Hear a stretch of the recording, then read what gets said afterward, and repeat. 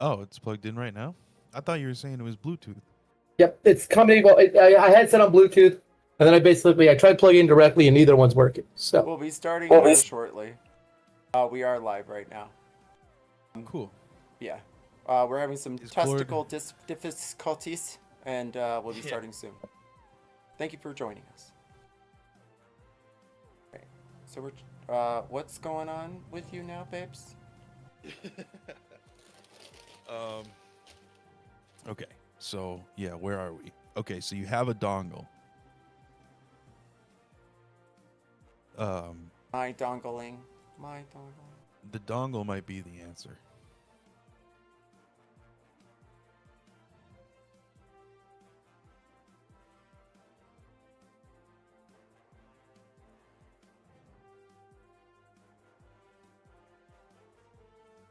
I do this type of shit all day. This is my job, is just helping people fix their headset issues and stuff. So when it came up, like my So mind you've just seen a went doggle or blank. two in your lifetime. Dude, dongles hanging from the ceiling. Getting hit by the fan. Wi-Fi dongles just fucking right over your head. Whack, whack, whack, whack. Nat 20, nat 20, nat 20, nat 20.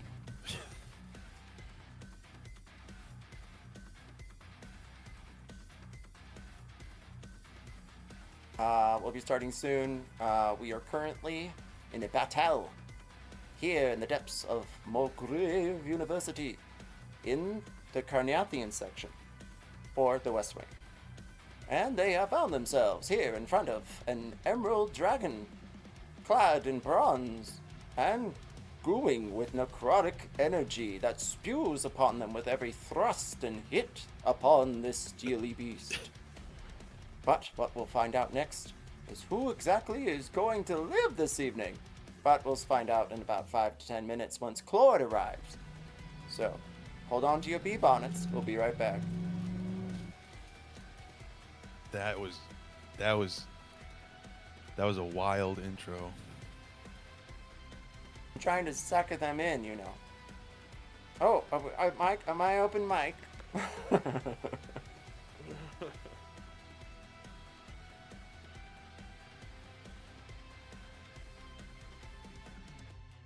Where are you, Klord?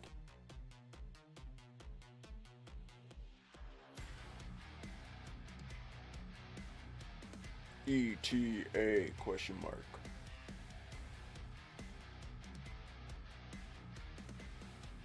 Oh, bringing out sound effects.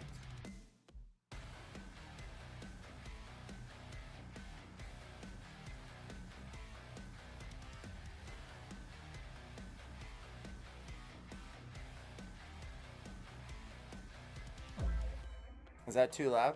Too soft? What? The music? Sound effect. I didn't even hear it. Okay. What about this one?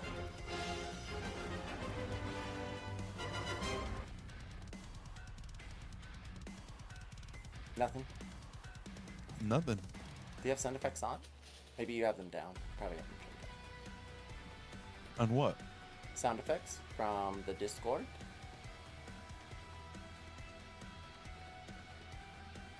Oh yeah. No, I don't think I have that on. Ah, that is why. Too many people spamming them and stuff, and I just turn it off. Oh wait, I can choose which servers I have it on? Yeah. And I think you can choose the volume setting. Like, I have mine on, like, 10.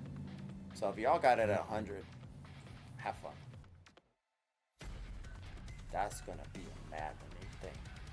Oh wait, that's entrance sounds. That's not. Ooh, entrance sounds are fun. I like the Halloween one.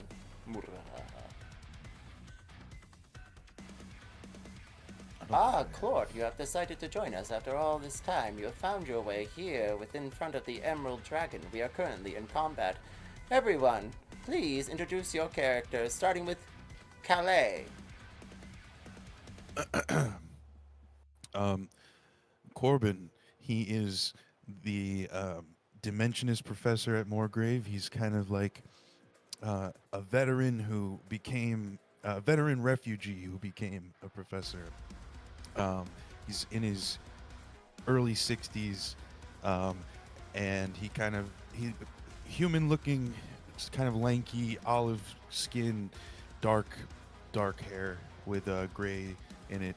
Um, Circular glasses. Right now, he's still wearing that tooth suit, I think, probably. And him and Emberlie are just sticking that immovable rod into the fan uh, to try to hurt the dragon. Speaking of Emberlie, you see for a moment one of the dragon's claws go down around her waist and pick her up into a blank space overhead. You find her screaming but unable to cast spells or move at all. She is clasped within its bronzy claws.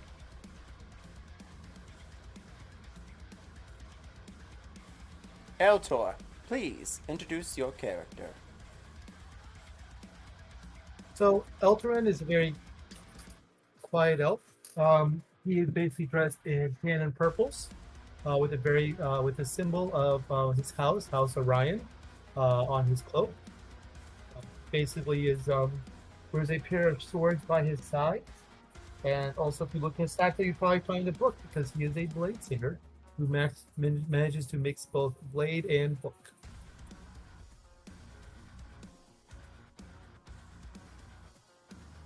Did you guys hear me? You see your sword swinging around in air. Please wait 3 seconds before. And then you see the claw above your head begin to crank and soar. A small goo of necrotic energy falls around you. Klord, please introduce your character. I'm playing Klord. He's a goblin pugilist, so I might change that. He looks around to be around 4 years old. He stands around 3 or so feet. Fairly gruff. He has some facial hair growth, a little darker green hair, wearing pretty humble clothes, and that's about it. He's a retired professor over at Morgrave. You all find yourselves here in the midst of some sort of clawed figure made of bronze and a control panel next to Mr. Giggles and a monstrosity of some sort casted from the shadows of Corbin. Everyone, roll Gambit.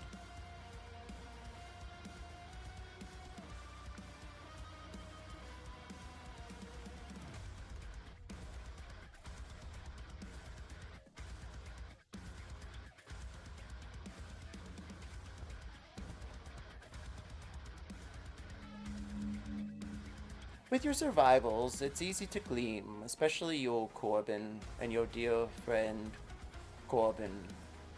As you roll survival twice, you still receive a point of inspiration. And as you stare around at the goo in front of you, now the fan has been stopped. Why yes, your dear daughter's abilities with that rod of hers. An immovable one, which has caused it not to spin, but instead the arm spewed out upon Eltor. However, the arm will receive disadvantage towards any attacks upon them. Meanwhile, you stare over at your daughter, and then she's gone, clasped by the claws of the bronze dragon and whirling in your, well, hair almost. Meanwhile, Magnus, Klord, with your athletics, you scurry to the front and you dodge effortlessly one attack and bite after the other, except for the one that grabbed your shoulder. And you receive a +2 towards your AC, as you see the dragon swirling its head over you. Meanwhile, Eltor, with your Arcana of 16, you look over at the control panel and see the sparks from the crystals underneath. One of them catches your eye. It's dark and purple and black. It looks like that of the mirror that all teleported you from your rooms. Well, at least Jelly's room. As you see him over to the side, he vanishes into the shadows, you know not why. Could he be up to something? It seems as though everyone might have a double play around here. And then you peer around your back and you see Yeneth, of all things, walking down the stairs. She slips on the grease and falls on her tush. Oh! What is this? She says, as she stares at all of you. What are you doing? Get out of there immediately, she says. Everyone, roll initiative.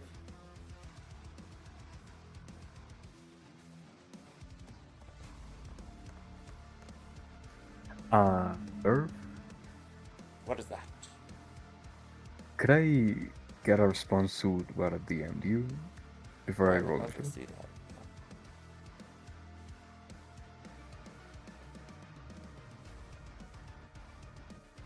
Just keep your HP quite the same, and we should be fine no matter what you choose. Okay, then I'll swap right away then. Fantastic. Alright, that being said, we have a 7 for Corbin and 13 for Eltor. Emberlie is too tied up by the claws of a bronze emerald dragon.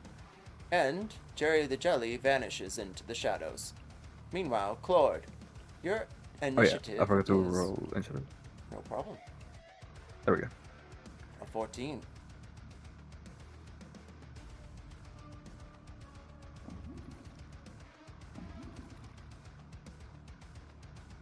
Nice. Klord, you have top of rounds. Okay, so just to give a little bit of information. As you guys know, I was having some issues with character creation, specifically my character not showing up in the campaign. Oh. And I contacted D&D support, and they told me that it might be because I'm using Pugilist in the campaign where we don't have the book. So I did have to swap my class. Damn. It's being shared What'd you in the swap to? other campaign, that's why. In the other, yeah. We could figure out a way to make that work. You just make your character in the other campaign. It's fine. Besides, I swapped to cleric. I'm a war cleric now. Ooh, I'm even still better. keeping the Oh, unarmed Oh, strike. shit. Yeah. Okay. Are you still? Oh, unarmed war Yeah. cleric. That's pretty sick. Yeah. Agreed. Okay. I guess I'm gonna walk up to the dragon, and I'm gonna try to hit him with a bonus action unarmed strike.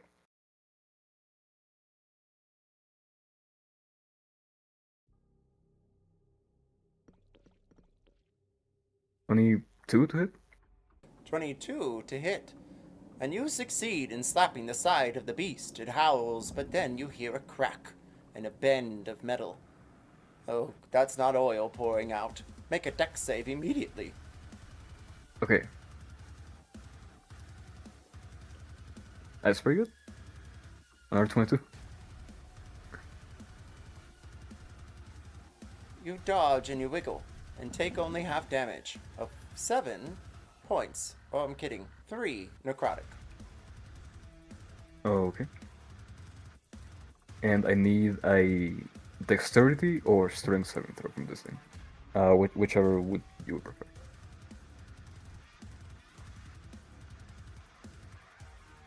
It fails its save, and you almost hear it howl in pain.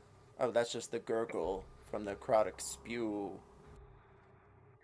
Okay, it is now grappled, and it's gonna take this much damage.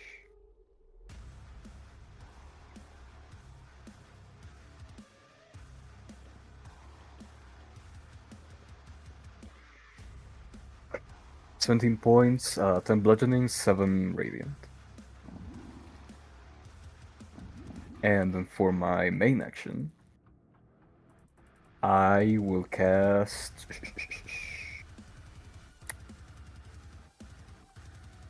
I'll cast Spirit Guardians at the 3rd level, so I need a Wisdom save from it.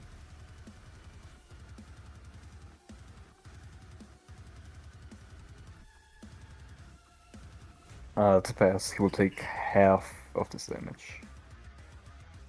A whirling light from your fist, awfully bright. Takes 6 radiant. And then your guardians come in one by one. Are they goblinkin? They're dogs, so I can keep the dog favor. They sniff and Nice. bite and growl and twitch. Anything else, Klord? You foul war witch.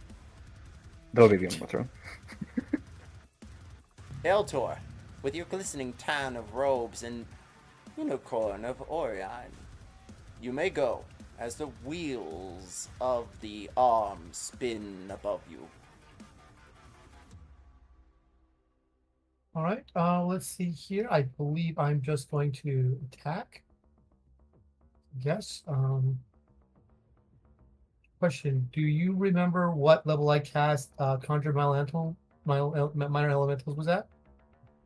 It had a 15-foot radius, and it caused feet to, well, have to move at half movement, if I remember correctly. Okay, I'll just say I cast it at 4th level then. Okay, we're just going to strike it, I guess, and see if I just break it naturally. Now you said there was a gem that was glowing that might have been powering it from my Arcana roll. Yes, back at the station, over hither. Next to Mr. Giggles. Correct. Okay. Let's see here. I'm going to bonus action, click my heels. Actually, no. Has it been an hour since the airship fight, or has it been less than an hour? Less than an hour. Okay, so my flight is still up and active. So let's see. My speed here is going to be let's see, 30. Let me take a look at my speed real quick. See if I can get there. You scour the battlefield, determining the air here in the cellar of Karnathian Museum. My speed is 45 feet. So how tall is the dragon? Good question. Let's see if it gives me anything. I would say at least 20 feet tall, wings outspread, probably about 40.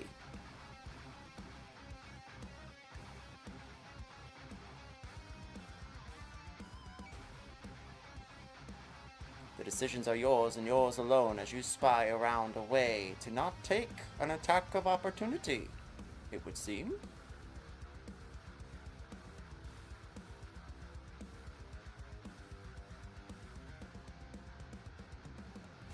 And what, pray tell, do you decide, dear Eltor? I'm sorry. Can I get to it in one movement? I don't mind taking the attack of opportunity. You unfortunately may not, unless you succeed some sort of 60-foot movement during your normal movement. If not, you'll have to take the dash and run across the top of the bronze dragon. Okay, so I will go 20 feet up. I think 25 feet or so each here. I'll just do one action to get there. It doesn't seem sensitive to dash. So instead I'll simply attack the dragon while I'm on top of it over here. Let me roll some attacks, and I will hit it with my vicious scimitar, my short sword, because I'm probably immune to them. So roll. It's a machine, so I'm guessing it's probably immune to psychic. Let's try normal attacks.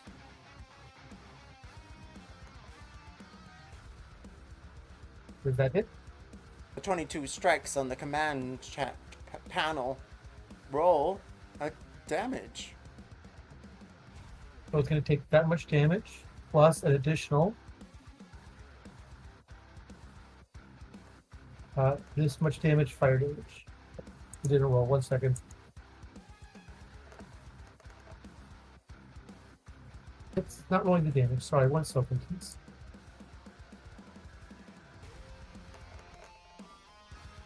Huh. It's not letting me roll dice for some reason. I'm not sure why. As you Wait, for me on my strike, screen? as you strike against the panel, you see it flicker and frightfully flash, and then all the lights, including the spinning of the wheels, cease immediately. And you are out of combat, it would seem. But then you Oh, that notice works. something else. You stare around, and you start seeing the goo. The necrotic goo next to Corbin. It reaches his shoes. Corbin, make a con save. Not the goo.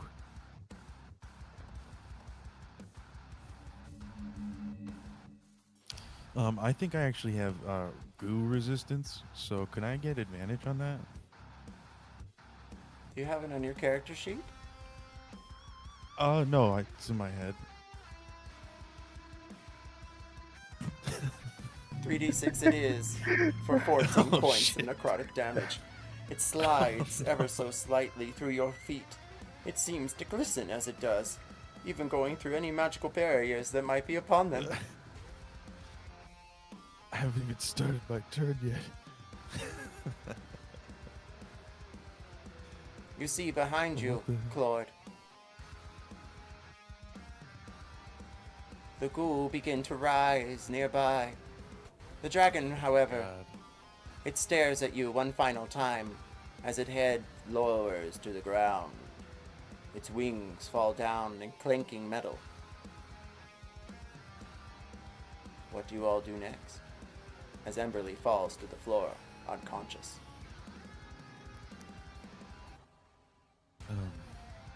I think I probably would try to not let her fall. I don't know if that's possible. Try to catch her, I guess. Roll acrobatics or athletics.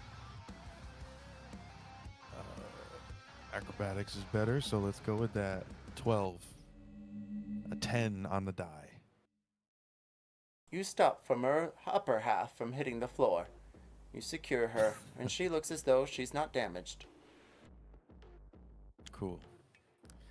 I kind of like snap my finger in front of her face to make sure this isn't some like voodoo trick from, Quinn or Lancaster or one of these people that we think are dead or some other foe. She looks entranced. But like in the normal way. Or Her eyes flutter behind I her just- head, and she breathes. Normally? Roll medicine. Oh shit.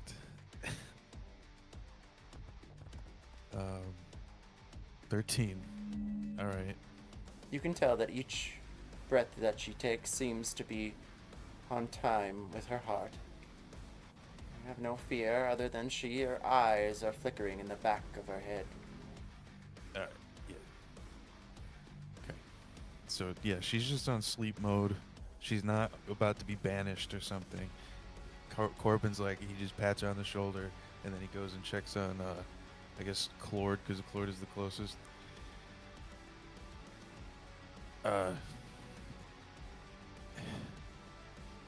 I'm pretty banged up. How are you? I'm looking fine, but we probably should get out of here. I think this place is on a flood. Just as you does the say goo that. just keep on rising? Oh shit. Everyone roll 1d6. Oh shit. No. Okay, I'll do it. I can roll it for you.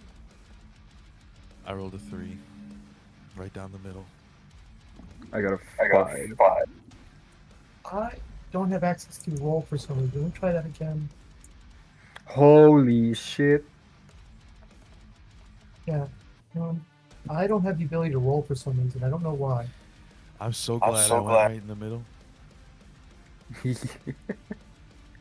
Eltor, you may need to restart D&D Beyond.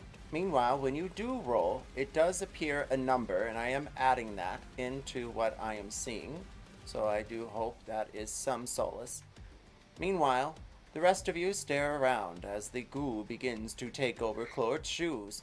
They flicker and frack, and they go right through his socks. Roll a con save, Klord. Ow. Wait, hold on. If we're out of initiative, can I maybe stop this from happening on Klord? You may roll athletics and try and pull him closer to you, away from the goo. Can I I got a instead try and 13. use a spell? Like if I cast something that can get him out of there?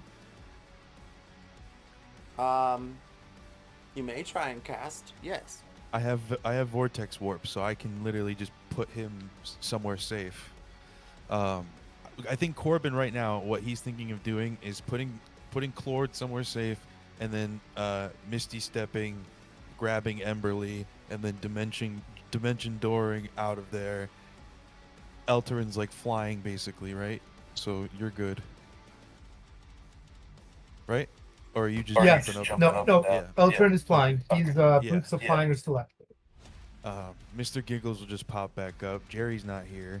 So yeah, fucking vortex warp Klord somewhere safe towards where we came in, I guess.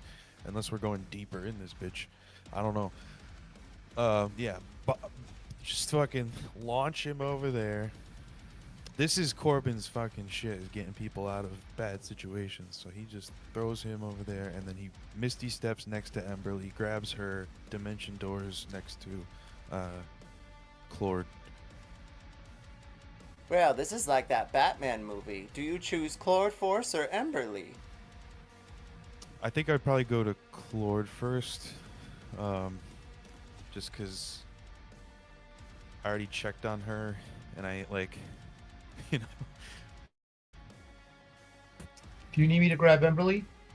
Try to pull her away? This. No, I think we're good, right? Unless it's coming out of the floor over here too. This map is getting crazier by the second, by the way. Yeah, I'll drop concentration on Spirit Guardians. Oh shit! Klord, where'd you go? For a moment he flashes, and so does my D&D Beyond. Okay, there we go. Yeah, where am I? I disappeared for a second. Yeah, no, sorry. I didn't really ask. I just kind of teleported you. Thanks, Dad. Hopefully Eltorin can fly for a while. I'm not really sure how long he can, but let's get out of here. What about your goat? Oh, the goat will find his way home.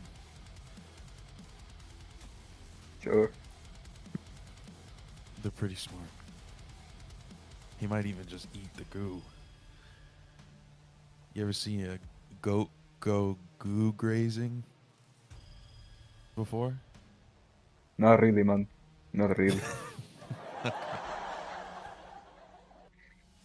Why is Yenneith there? What is that? As you turn to the side, you see her tapping her shoes. It sounds kind of wet, like damp from the grease in the stairs. She stands behind the doorway, and she's waiting on all of you. Eltor, what are you doing over there by the control panel?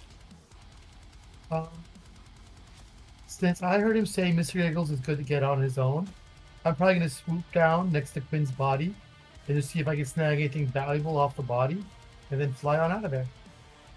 Roll investigation.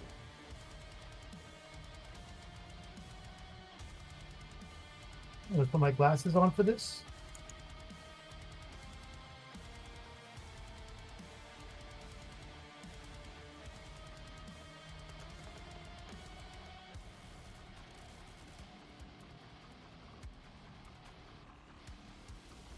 On his person, you find two different wands. One, well, seems a little familiar. Roll a wisdom check. The other, however, you are uncertain. As you stare at it, it's hard to determine without rolling some sort of identify or a very large arcana check.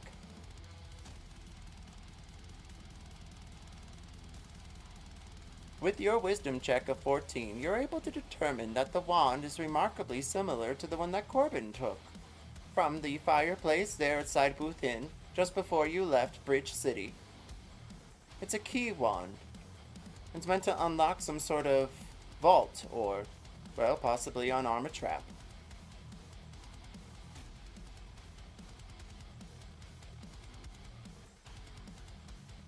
Is there anything else? And I would also like to pry out that crystal too and take the crystal with me, if that's possible. Roll sleight of hand, athletics, or other.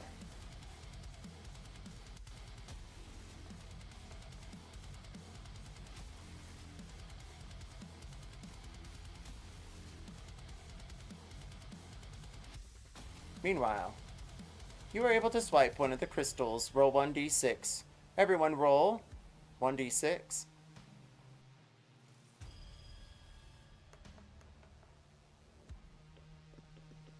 Oh, there we go. Now your rolls are going up.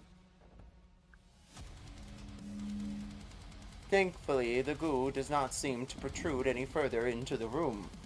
Meanwhile, Eltor, you're able to swipe the dark crystal in the back. You take it and pull it away from some gears. They clatter to the floor nearby. You ring around and grab, well, it looks like his small pack. But I'm talking about Quinn, who's been decapitated by the dragon just moments ago. Meanwhile, Yeneth looks at all of you, staring, frowning. Tell me, what is going on?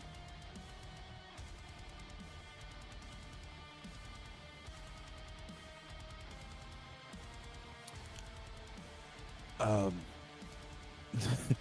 is she like blocking the way? Yes. I mean, I think Corbin's probably just gonna keep walking towards her, and hope that somebody else pipes up. So he's like, yeah, I think he's just ignoring her and just walking past.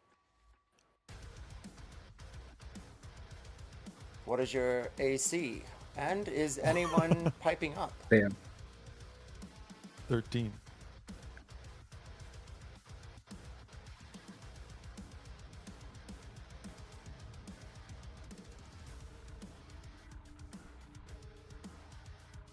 She puts out her arm and, well, holds on to your shoulder. Excuse me, but if you want to remain being here a instructor of Morgraves, then you are going to have to explain what is happening. Lady, have you read the paper lately? I don't know if it's good on my resume to be working here. Take a look around. There's goo rising up from the floorboards. Let us get out of here, and then we can talk. Roll persuasion. I'm not good at this. Can I give him guidance? Maybe? Oh, it's not that bad, actually. If you want to give me guidance, I don't know if that's possible. You are right next to me. Just dap me up. I'll tap you, I'll give you guidance. There you go. Okay, sick. And then a D4 from guidance? Yeah. 23. Yeah. She stares at you deeply. One of her eyes is green and the other blue. She has short, crimped hair, and she spies all of you. Take Emberlie to my room. I'll see that she gets the proper care. Meanwhile, dinner is at 4 p.m. Expect it to be a long course. And we have a visitor with us coming. One of the board members. They're curious, as I am, as to hear what exactly may be going on here with Morgrave's instructors.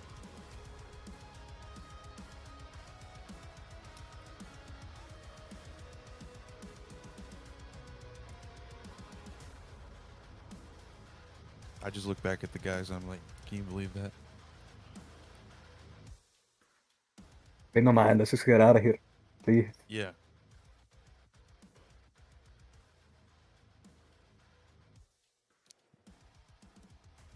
Should we even go back to the university?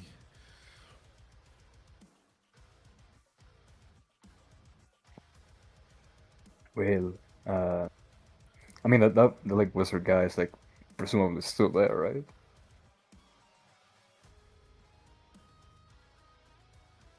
Wait, what wizard guy?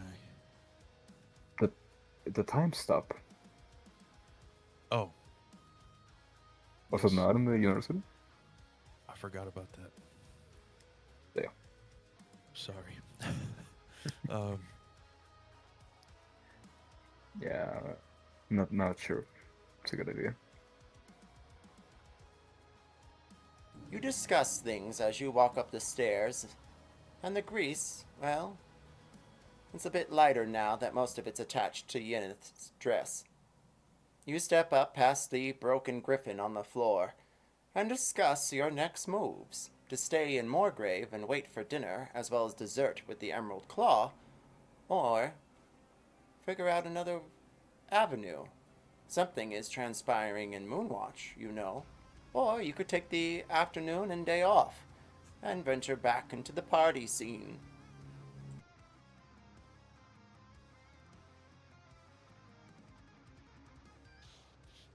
I think we should. I don't know. I mean, I don't like. like, yeah, I don't know where the party stands, but I know Corbin was super interested in going to Moonwatch, but I think at this point he probably wants to go like somewhere else, but maybe not that far away. Do you have something in mind? No, not really. I'm just thinking about like asking around town and just seeing like uh if whatever's going on is as big as it sounds like it is, surely it's spread out. Like there's no way more people aren't aware of this. So it seems like everyone we've met so far that has been involved in this in any way has been involved in it in a bad way. And I'm wondering if we're the only ones that are involved in it in a good way. Does that make sense?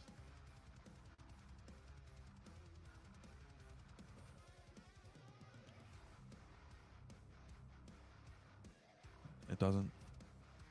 It's crystal clear to me. Guys, I'm hearing voices. Was that just like a passerby that just said that? we're at the top of the stairs just talking. Some guy walks by. Crystal clear to me. Both the griffin. Crystal clear to me. Statue apparently has a beak.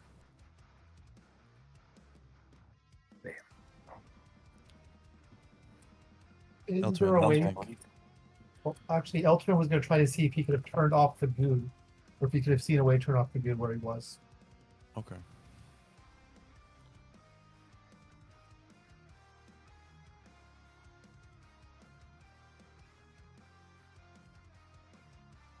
I'm sorry, you're trying to turn off what?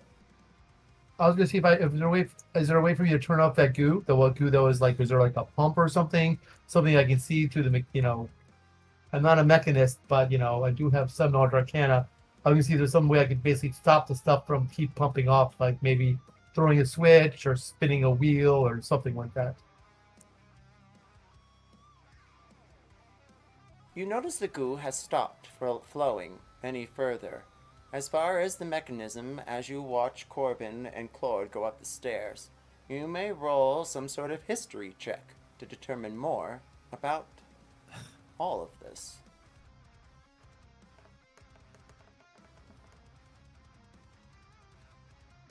As you stated yourself, you're no machinist. And as you stare around, you find, the tubes come out of the floor and into the dragon, which power it on and off, controlled by the command station that you, Giggles, and the monstrosity all, took to ruin.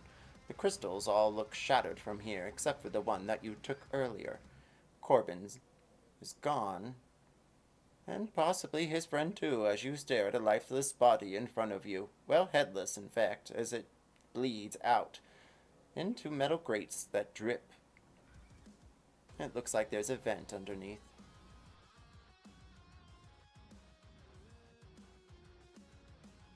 Okay, at that point, I would basically try to catch up with the rest of the party then.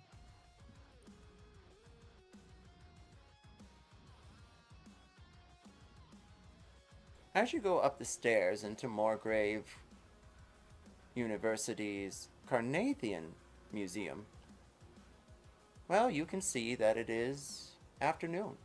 The sun is glistening through the different shades of glass that have been patterned and proofed by Karnathian craftsmen. You stare along the books of this library. It looks sometimes as old as you. And then you see a small ship roll by, and it docks in front of Morgrave. And out comes a woman. She's dressed from head to toe in a large robe that flows with satin.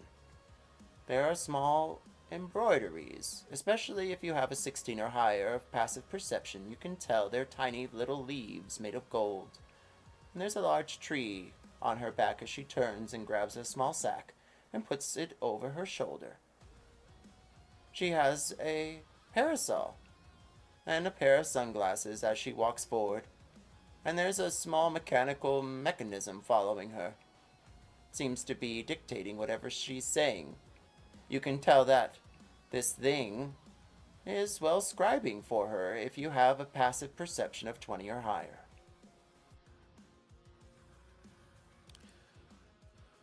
I don't. Well, it looks like she might be part of the Emerald Claw, or possibly one of the board members. You could roll history.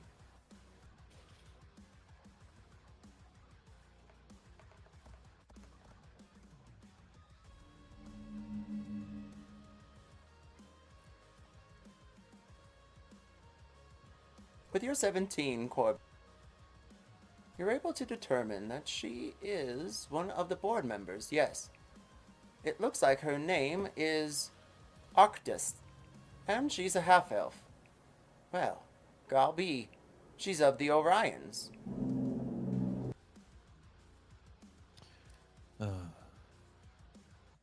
Okay.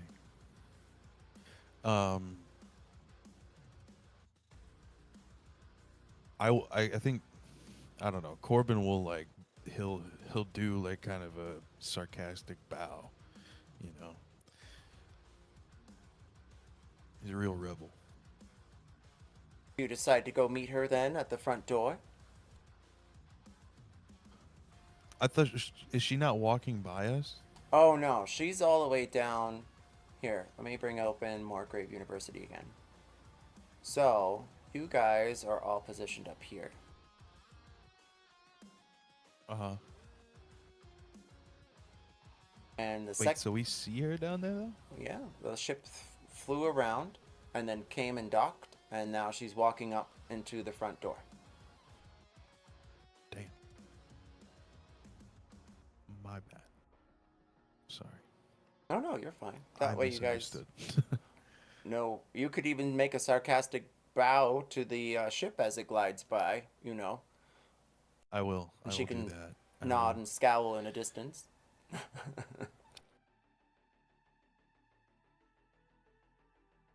If she saw with her passive perception, we'll have to find out. But what do you all decide to do? Are you staying in Morgrave or venturing elsewhere? I can show the map of Corvair, and you guys can make a decision. You can go adventuring and just choose a direction. The choices are yours. Yours alone. What's that, Eltor? I would like to stay in Morgrave. I'd like to meet someone from my house and catch up with what is currently going on. And also, again, I know I would like at least to attend the gala. And I also know that Emberlie herself wanted to attend the gala as well. Yeah. Yeah. Playing with Sam or pretty good. So is that your is And I'm also interested to see what the Emerald Claw has to say. Because it'd be interesting speaking to them in maybe a more peaceful setting. To see what they want. Yeah. I'm just wondering, like, do we post camp at the university, or do we stay nearby? You know, like, I guess we're big boys and girl, so we can take it. But I don't know. It just gives me the creeps sometimes to think that, like, you never know. She's gonna be sleeping in your room, and some guy's gonna come in and banish you. You know? Perhaps sleep in shifts.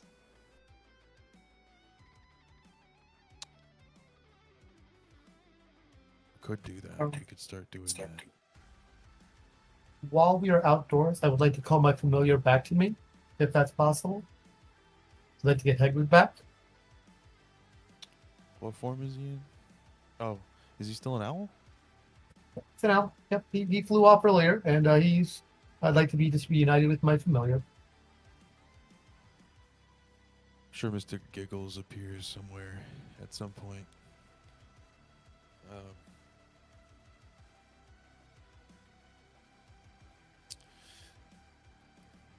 Okay. So what are we gonna do for the rest of the day, though? What's on the docket? We have a dinner tonight, or we have a dinner tonight, and then we have dessert after, right? So Isn't I that the did. deal? I did find some things off of Quinn in a pack, and I wanted to try to just do some checking on what I found there. What'd you find? Well, I found this wand, which looks like the key to something. There was some sort of crystal that was maybe powering the device. I'd like to take a look at that. Plus, I got an additional wand, and I have not come to the remainders of his pack. There might be more information into why Quinn decided to follow the path he did that ended in his death. Is there do we know of a place in Morgrave that might be a little bit more private for us all to talk to, or are we just like in our like little dormitory apartment things, just like, I don't know. I'm just wondering about whether this is a safe conversation to have. You could always go to the tavern you went to earlier this week.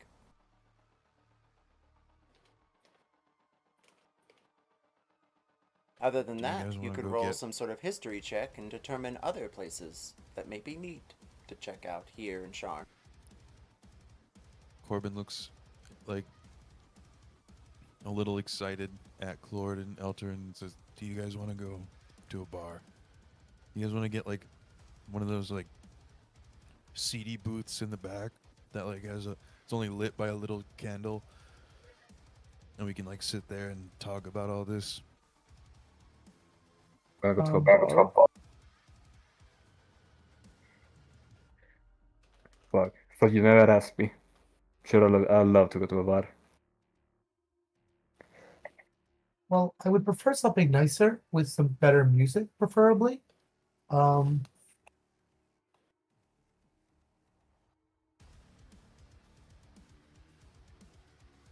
What kind do you like? Something more soft and soothing.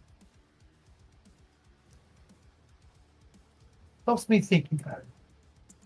And before we do that, I would like to meet my kin as well. If you don't mind, if I would like to, or if you want to, I can meet you at the bar. If you don't want to meet Yeah, her. do you know who that was? For the DM, do I recognize her? You said she was House of Ryan. Roll a history check.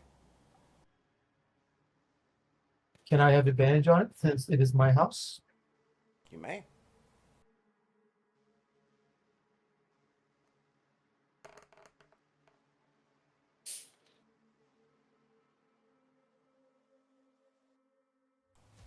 Perhaps Don't you've remember seen- who she is. Absolutely devastated. Yeah, I was like, perhaps you've seen her in passing, but you have no recollection of her directly.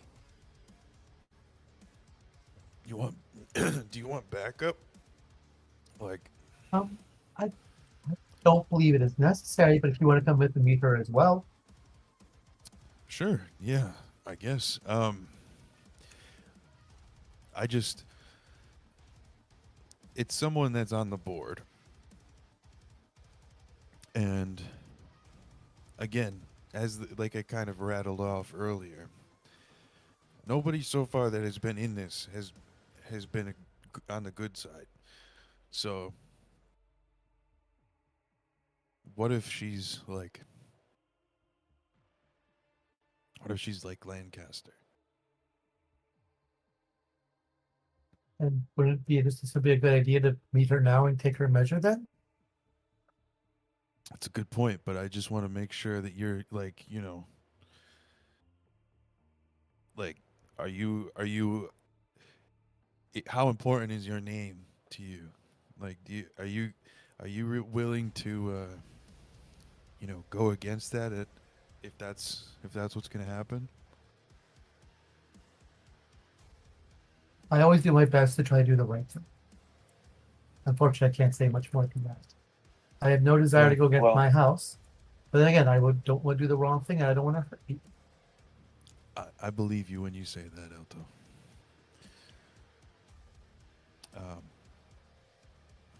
And there are So, good hey, people in my house, and probably some bad people too. Klord, you've been at the university for a long time, or you were here, longer, I guess. Um, do you know who that was? Sorry, you mean the time stop guy? I spaced out a little bit, No, sorry. the Orion lady. DM, would We, I? s- we saw one of the board members of Morgrave flying Roll history. on a ship. Okay, could I guidance? Because I had a -1 to this history. Well, you're also like a veteran of Morgrave, aren't you? Oh yeah, but I have an 8 intelligence. Oh, yeah, good point. What did you do at Morgrave? Were you the janitor? No, come on, man. I'm sorry, I No, was just kidding. I used to teach bestiology. I forgot about the dog stuff. Yeah, Hell yeah. I guess I'll roll history. Damn, that's also not 1. Hold on. And a D4 for a 14. You know more or less of what Corbin does, that she is of the Orion, and, well, she is a would-be faculty member. However, she hasn't really studied anything other than become a board member, though her name escapes both of you. Let's say, well, I can't really remember her name, but I just remember she was a board member. Can't really pin down what she specialized in either. I feel like her name started with like a V. I don't know. Escapes me at the moment, lad. Sorry. Well, um, you still want to meet her? I Elto? wouldn't. Well, either of you, I guess. I'm just making sure that's what we're doing next.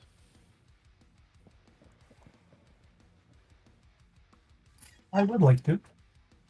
All right. Let's go see what she's up to. As you all walk to meet her at the front door, you hear the gong going off, and Yenith spies you from the stairs. See her into the classroom. I'll be with you momentarily. I'm sending Stoning the medical physician. You see Emberlie being carried away by enchanted servants. They're invisible, but you see a glimmer of magic.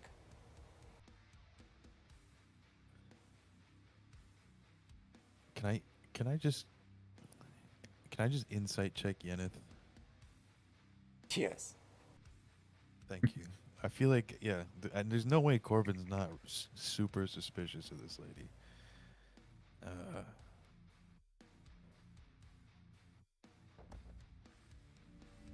8. Okay, cool.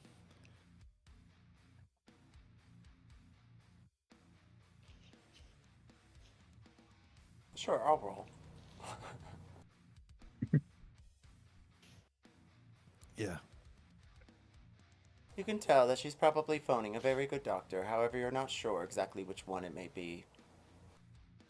Okay. All right.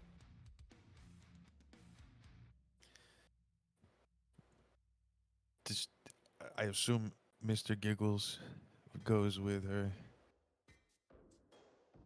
Yes, you see Mr. Giggles Okay. trying to nibble at Emberlie's boots, jipping and jiving and trying to swipe at them. Well, it's his way of trying to get her to wake up.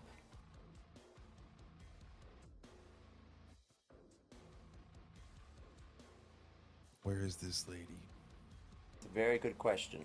As you open the door and you hear the gonging cease, you see a woman with some sort of umbrella above her head. She twirls it around and you stare. She has short, black hair. It's crimped around her ears that extend upwardly.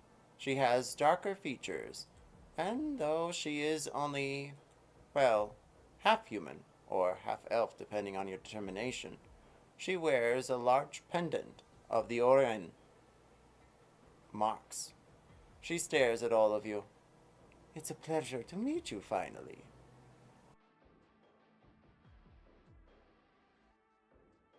Greetings, my lady. My name is Eltor of House Orion. Can I please ask your name? My name is Arcdust of the Lotharian. Everyone, roll history again. I rolled an insight. Corbin is not trusting these authority figures. I got a actually pretty decent roll. 22. 15.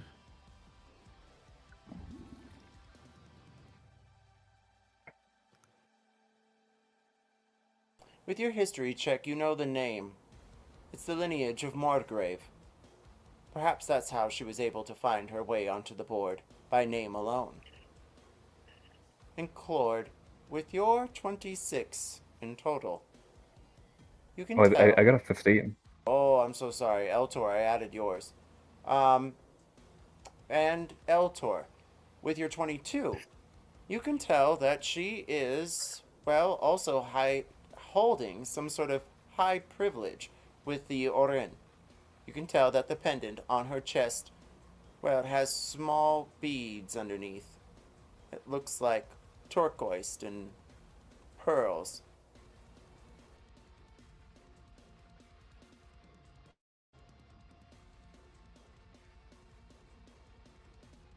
Corbin, with your insight, you glean no further information. Okay.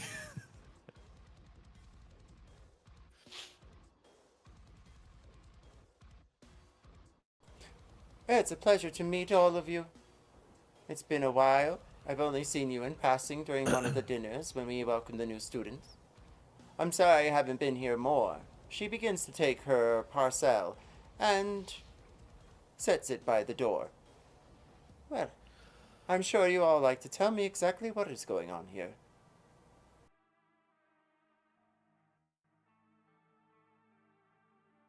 Eltrand? Yes. You as... I'm Yeah. Would you like to tell her? I'm sorry. Can you repeat the question? Sorry, I got distracted for a second. It's fine. I know you are only here from time to time. And she steps through the door and takes her cloak and hands it to Corbin. You can hang that up, I'm sure. You see her wearing some sort of vest, and it's floraled at the ends that lace around a very long dress. It's made of the same red fabric and tiny little jeweled leaves. Well, where's Zenith?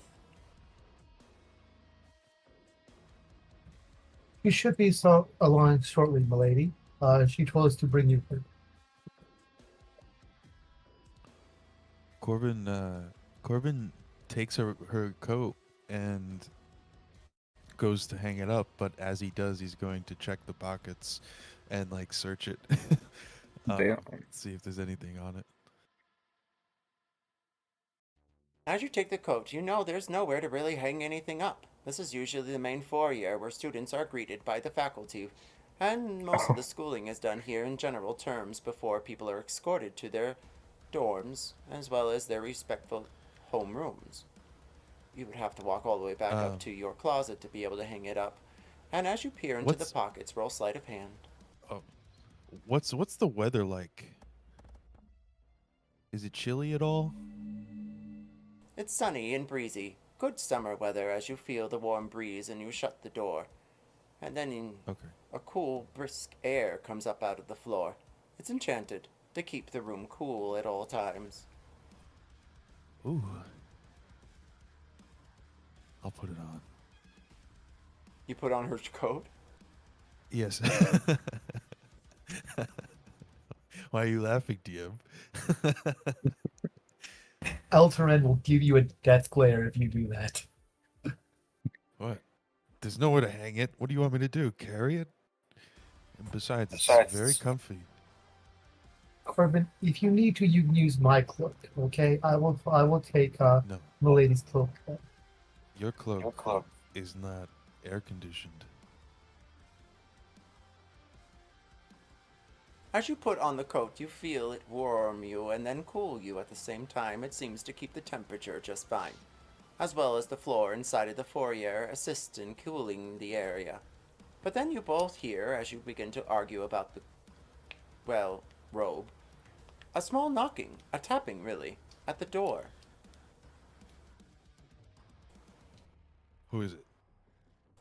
Dusty has her back to you. It's my companion. Open the door, she says as she walks forward.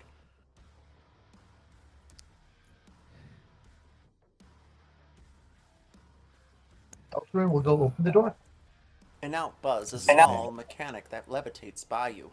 Each of you, Corbin and Eltor, roll a dex save. Oh shit. Oh So god. Mr. Handy coming in. Shit. We're all dying. We all die to this.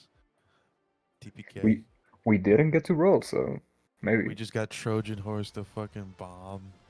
Oh my god. Eltor, you duck your head just in time. However, Corbin is right behind it and then gets whacked in the head for 1 point of bludgeoning damage. You see the small mechanical object wiggle around. It has small fans propelling it underneath, but they look enchanted as it levitates more than it actually needs to soar, and it glides by and next to that's Dusk different. Arc, or Arc Dust, also known as Dusty. She turns back to you, Corbin. Oh. High or low?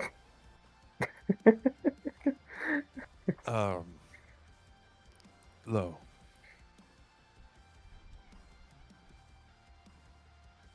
It's a good color on you, she says. Now, I'll ask again. What have all of you been doing?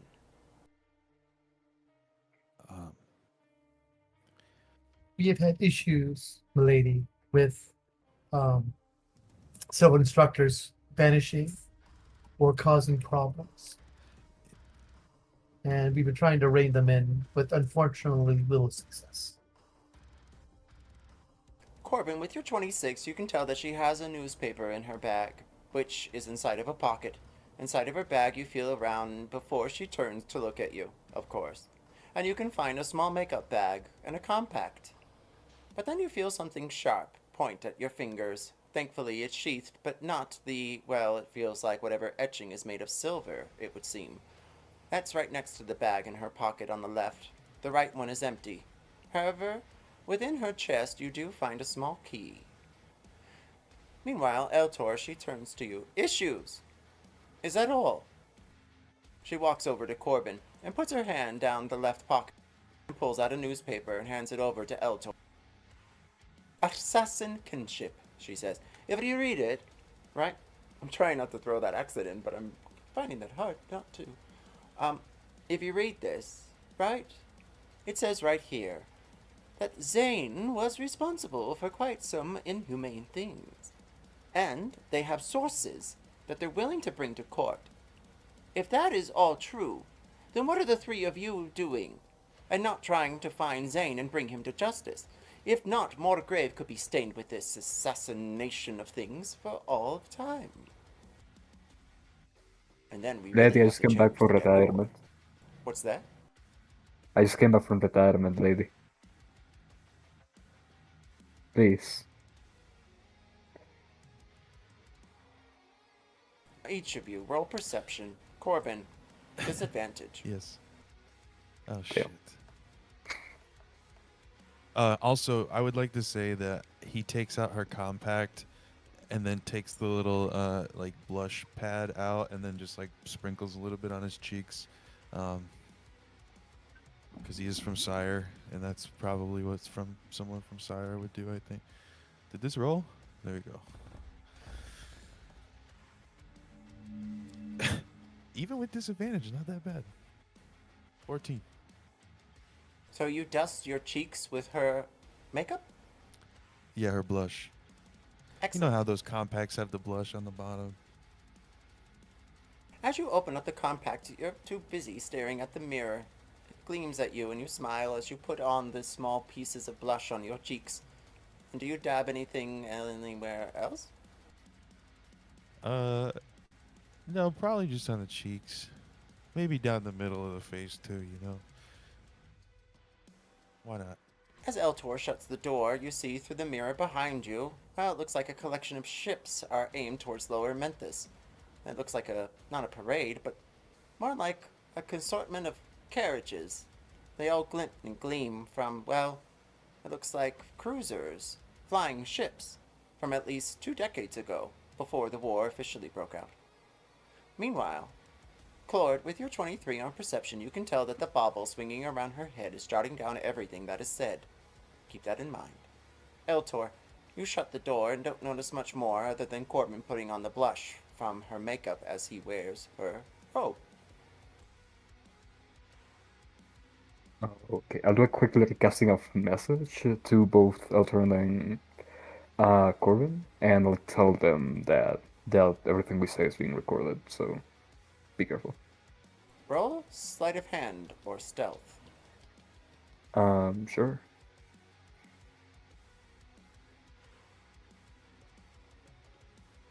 This pretty decent, 18. As you cast your spell, she notices it for just a moment, but then shrugs and looks back at her bauble swinging around her head. She waves her hand away from it, and then turns back to Eltor.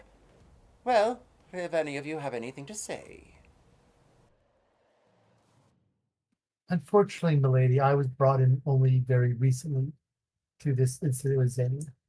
So unfortunately, I'm not as well versed as Mr. Ashfall is. In fact, Mr. Ashfall, if you could please do a better job of enlightening Miss Wood about her last name is Wood, correct?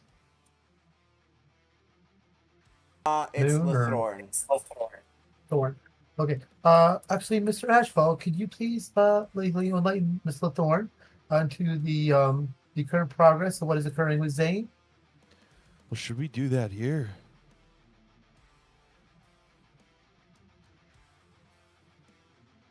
As a member of the board, I believe he does need to know. Okay. Well, to be honest, I don't even really know what's going on with Zane. I just know that he seems to be part of this. He kind of disappeared, and he was supposed to have been in Moonwatch, seemingly meeting Lancaster, maybe? I'm not sure.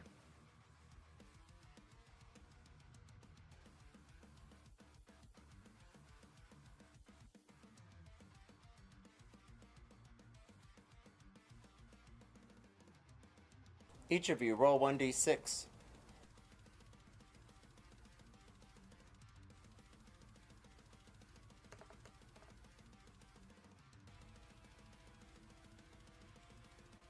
You hear the door open from above, and you know that Yeneth is close. And then she turns to you, the woman in front of you, Lathorn. Well, last I knew, you all disappeared. And with that, any good leads as to what happened, I'd hope you have a bit more information. Morgrave is under tight eyes, not only from the papers, it would seem, as she takes the paper back from Eltor and shoves it into her coat. She takes the blush or compact from your hand and closes it. She then rips the robe from your back and puts it over her hand. If I had anything to say about it, you ought to be sacked, but thanks to what Yeneth recently has done, well, we can't afford to lose anyone. Consider your salaries doubled, but next time we speak, I need more information than just whatever may be floating around in air. She stares at you, Ashfall, for such a time you can almost feel her eyes pierce your skin. She looks over at Klord and Eltor quite quick as she walks towards Yinith.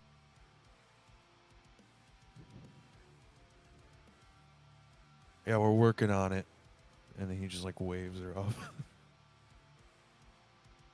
You're alone again in the foyer of Morgrave University with a decision to make. Do you gallivant into the city, and care of nothing of what may happen if you don't investigate further? Stay and talk with the Emerald Claw agent that's there to be at 9 p.m. for dessert. Or venture forward to Moonwatch. With your salaries doubled, you could easily pick up a small cruiser that'll take you there direct.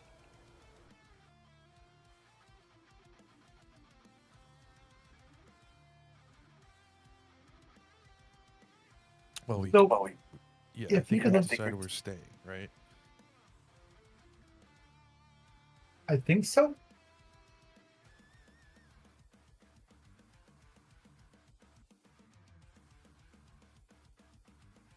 Decisions are yours and yours alone. We'll give you a 10-minute break to decipher what your next steps are going to be. Klord, if you agree, you must chime in eventually. We'll be back at 6 after. Okay.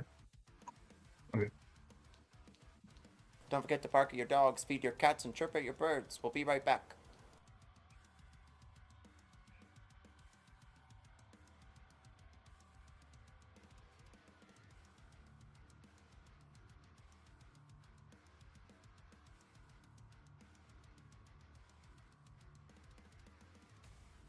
Oh, the stream stopped again.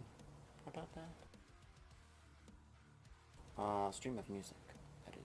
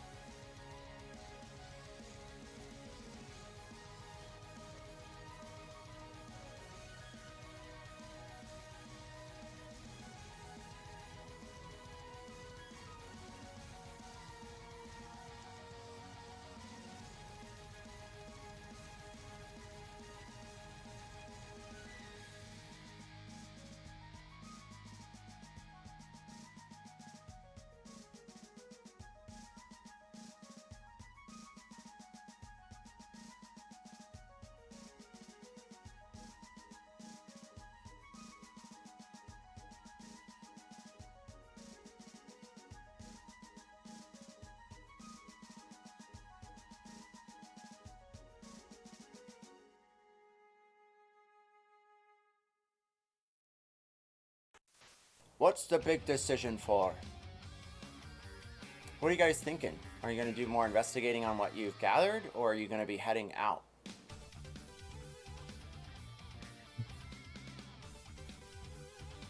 I JK, don't know. you don't know? I don't know. I'm missing a lot of context because I came in so late to the campaign. So Well, Zane is supposedly the scapegoat for everything that's been going on. He's got a connection to Moonwatch. Lancaster and Mohan, or Mohun, they both were connected in some way to the Emerald Claw. The Emerald Claw is a larger organization, like a group of mercenaries that collect information as for like trade as well as technology, because they were decimated after the war ended. So they're kind of like grasping for power as much as they can, and they will do anything as long as the bid is right. So that's the big arc right now that you guys are facing, and you followed Lancaster, which is one of the Undarian agents that you found out. She's also connected to the Emerald Claw. Now remember, anything that's like Undarian or a different group is connected to the Emerald Claw because they're bidding towards something or desiring more information. And so the fact that they're showing up tonight means that they are working with the Morgrave in some capacity other than what they were doing previously. However, there was an attack earlier that day that indicates some sort of rift between Undare and the Emerald Claw. I might have said Enclave, but it's Claw. So I don't know if that helps fill in some blanks, but that's the gist of what's happened so far. okay. And you came out of retirement because you were like, well, Zane's gone missing, and he was a good headmaster. And meanwhile, all this other shit in the papers about Morgrave being connected to some sort of assassination group during the Kyrian and Karnathian wars, which is bad news for Morgrave, as they lost most of their instructors during the war. And so it's just been like constantly trying to bring up its reputation since. Okay. Without I see. Morgrave, you all wouldn't be who you are right now. Like, you could have been doing something completely different, especially during the war, after, or even before. So, having the connection to Morgrave is more than just like, oh, I'm a substitute teacher or I'm the groundskeeper. It's more of, well, without them, I wouldn't be in any position in the city, or even a position in life. So, there's some sort of draw there for your characters that kind of want to find out what's happened to Zane and why all the heat is falling onto Morgrave right now. But Okay, that's it. I mean, if that's the case, I would say Klord would probably want to, keep investigating. He's worked at the university for a very long time, and he came back because he was asked to investigate this. So I think it only makes sense. But I don't know what everyone else thinks. So I don't think most of us know what everyone else thinks. Or do we? Probably not. Meanwhile, Corbin, are you back?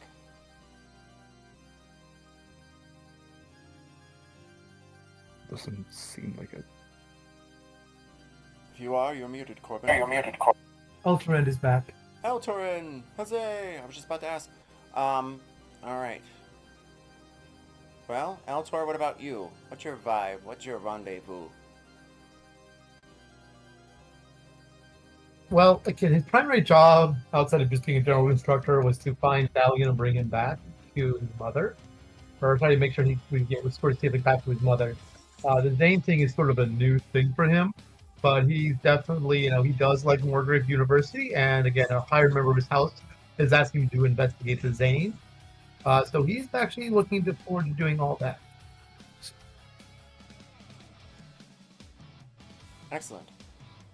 And is there anything you wish to investigate that's on your person or in the university, as well as you do have libraries that are available to you to do research?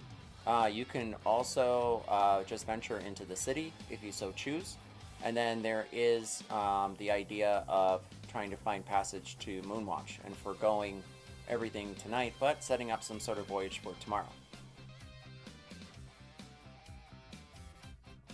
Do we have to do any preparation for this evening? Is there anything required of our party to prepare for this evening? Outside of dressing nice? Other than showing up, yeah, that's about all I'm aware of. But again, Eltor, the two things he would do is, like I said, the main thing he wants to do, he sort of wants to just research what I picked up, which I listed in my notebook, and as well also again probably look up some more information about Zane and figure out where Zane has gone.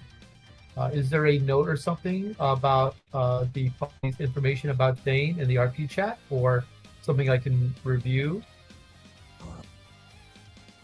There's no note, per se, other than the note from the Emerald Claw. But you could search his bag again, or his room.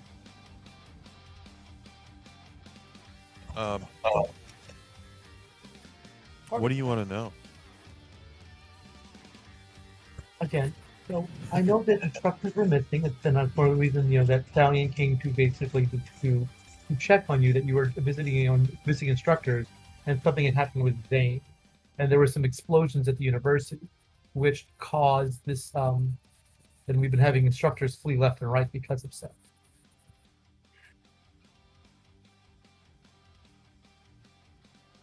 Yeah. So Zane was supposed to be on vacation. We were all supposed to be. It's over, end of the school year, whatever. But then we get word that Yeneth is supposed to be showing up. And just before that, these fucking goobers blast in through the university, and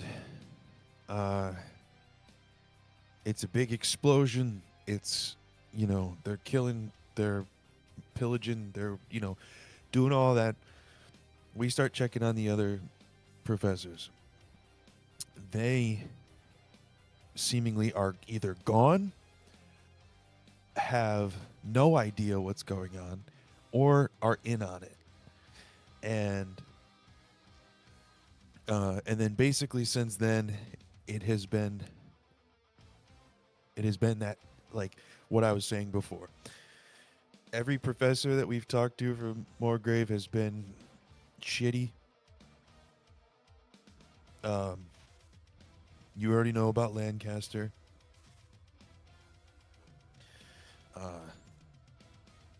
The only thing that you might not know about Lancaster, but I think that I said this earlier, is that she was meant to go to Moonwatch with Zane. I think. We know that Zane was supposed to be in Moonwatch with another character named Malo or something. So, I don't have a whole lot more information, but that's pretty much all I got.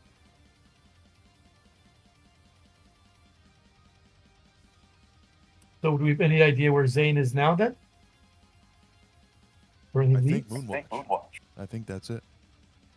Okay. So let us basically, after this evening, we will basically, after the gala, I will make plans. I will speak to my house about scheduling a journey, if possible, to Moonwatch. See if I can charter us a boat. Oh wait, don't we have a flying machine? Remember, you folks were using that last time. You do. Is it a small, or is it, because it looks small? Was it small, or is it like a decent size? Smaller one. Yeah, it's got a small cabin. It's enough to get around, but it's probably not enough to like travel the continent. So I can speak to my house, and I can basically try to get a package booked for us to get there. So, and have we actually explored Zane's room and his classroom where he taught to see if there was anything he left? Well, he was the headmaster. I don't know if he was actually teaching classes.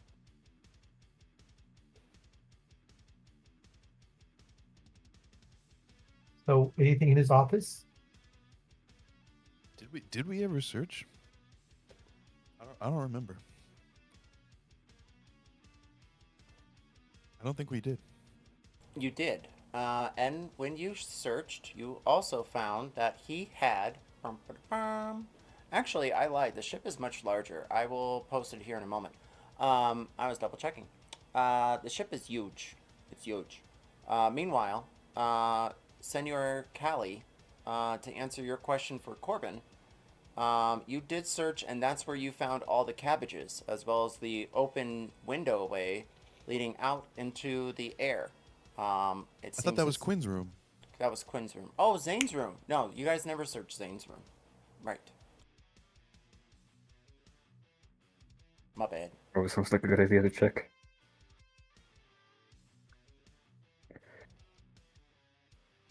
Where the hell were you when all this was happening, Elton? We could have used you. I was probably, actually, probably when the explosions were happening, I probably wasn't at the university. I'm guessing I was probably doing a little quick side thing for my house. I'm guessing, probably helping them get from one place to another before I arrived back.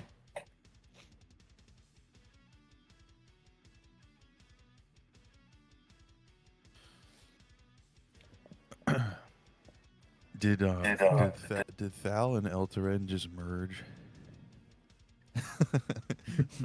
We've got the new Nepo baby. Oh my gosh. No, I'm not a nepo baby. Eltor is like a lower man on the totem pole for his house. Is what he is. Oh, okay. He does grunt work and he does bodyguard work for his house. Is what he does. It's also like most of his the magic he knows is very utilitarian and meant for like journeys instead of like journeying and traveling, as well as like bodyguard work as opposed to like a lot of like classical fireball bullshit up stuff. Corbin just looks at Klord while Eltor is talking about all that. Either. Never, not really from a house or anything like that. No? No, not really. How old are you, by the way, if you don't mind me asking? That is a bit rude. I'm around 60. Well, I'm around 60, but I thought that goblins were like. I mean, you're pretty lucky to be that old, aren't you? Am I? Aren't goblin lifespans just like normal human? I might have forgot to check. Hold on. I don't know. You tell me. You're the goblin. How old is the oldest goblin you know? Goblin lifespan. Okay, I got this wrong. So goblins live up to 60. I would be around 40.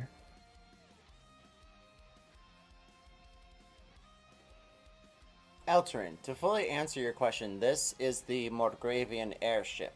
It also doubles as a sea ship if you retract the wings. There are navigations. There is also engineering, battle stations, a nice cabin. It's 3 levels. Yes, all these things and more.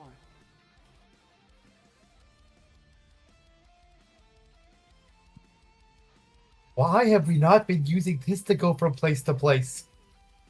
I have no idea. They all chose to become clouds and whisk them way into the Bridge City way. Yeah, Neb just turned us into farts, and that was good enough for me. Damn. Wait, this place is fucking huge. Oh my god. I am not responsible for choice.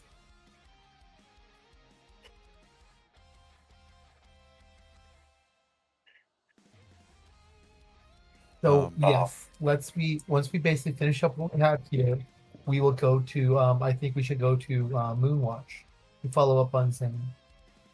But we do need to basically visit Zane's office. Preferably also sometimes if a teacher has a classroom to see if he did teach anything.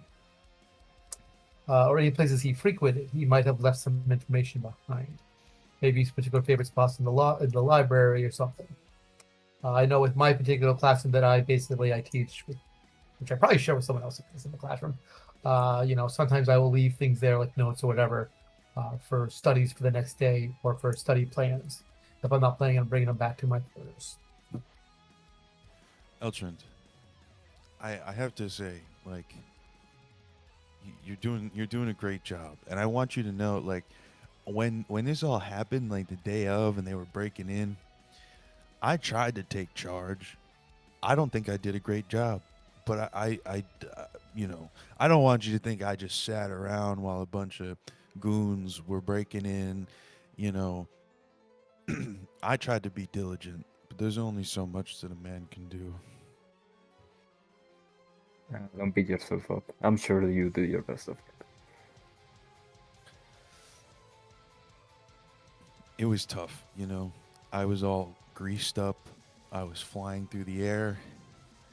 I'm pretty sure I saw 2 different camels in the sky on my way down.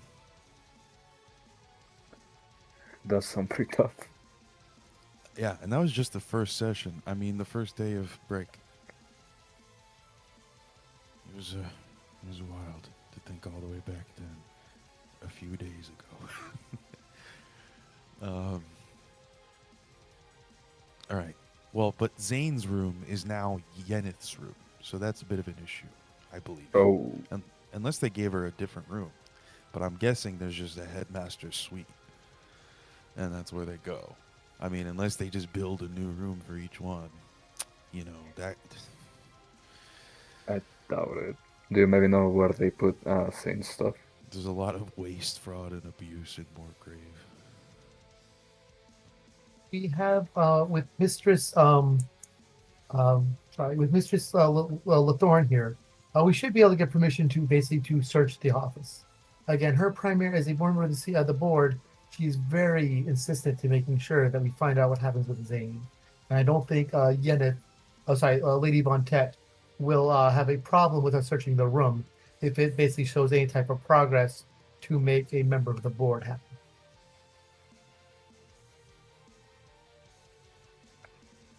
Hey, man.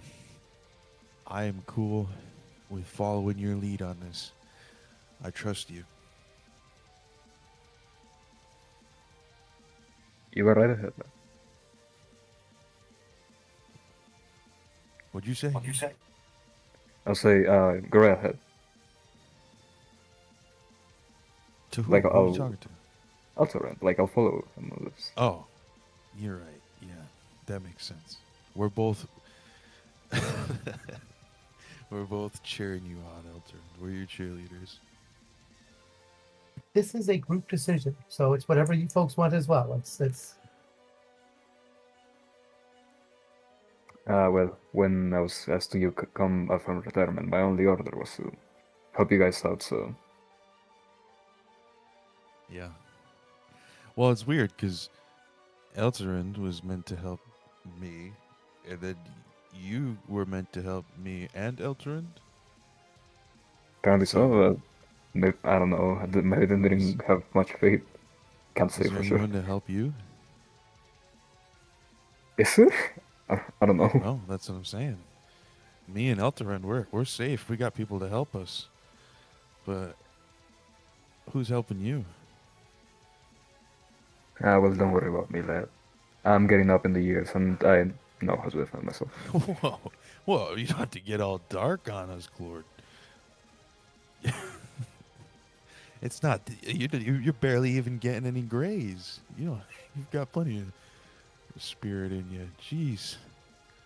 You believe this, Elto? I am not the person to ask on this. Each of you roll 1d6. Oh no. There's so many years of life left. Damn. I rolled big for you.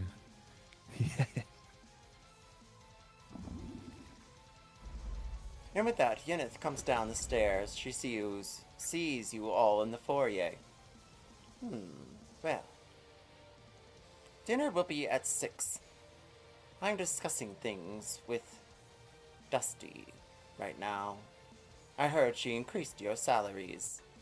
Perhaps it's time you all took that in mind and did something proactive. And bring back a little bit more information about where Zane is. If we get him, we might be able to end all of this in some capacity. Mr. Spontet, is it the Miss Zane's quarters? Are they being occupied at the moment?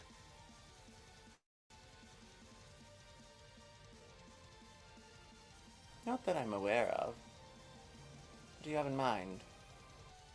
Well, again, I want to see if he left anything in his quarters, something clue that might allow us to basically further out his whereabouts and what something to put us on a better path.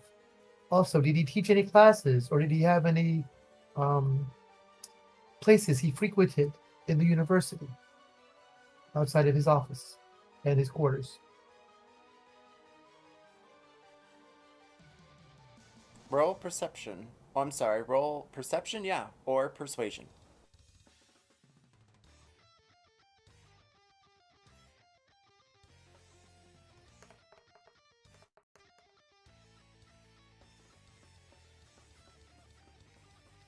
You see her distracted as she's staring at the rouge on either side of Corbin's cheeks. Well, all I know is that he was a faithful servant of Morgrave. And these accusations the papers are making, I strongly disagree. However, things are starting to point in that direction. And without any further information, I don't know where Morgrave is going to land in the next year or so. But that's for me to figure out. You all are tasked with one simple thing. Find Zane, or find a way to find him. You're welcome to his room. Perhaps there'll be a shed of light or two. But I don't have anything to do with him other than I almost think it would be better if he wasn't part of Morgrave University's lineage at all. And I am taking that into consideration. Mrs. Von Tech, who else here knew Zane and who is still on the grounds that we could speak to, who might be able to shed some light as to his whereabouts? Yeah, Solheim around, or I escorted Solheim, as well as Bernstein, to the door when I arrived. They told me that you all had fled, and I had no word of what was happening. I thought it was quite, well, amateurish at best. So, I made a quick decision. I was already thinking about hiring others, well, casting servants at least, and hiring them to help clear out things. They're awfully cheap. She giggles. But, as far as the rest, I don't know where they may have led themselves.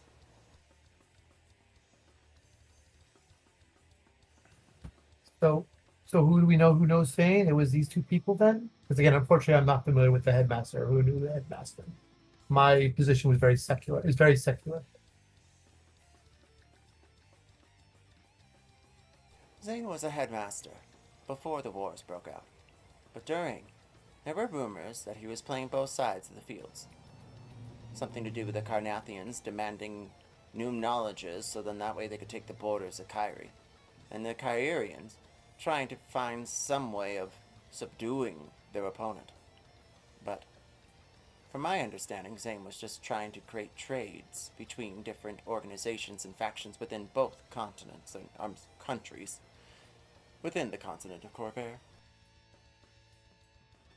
But I know not much of Zane.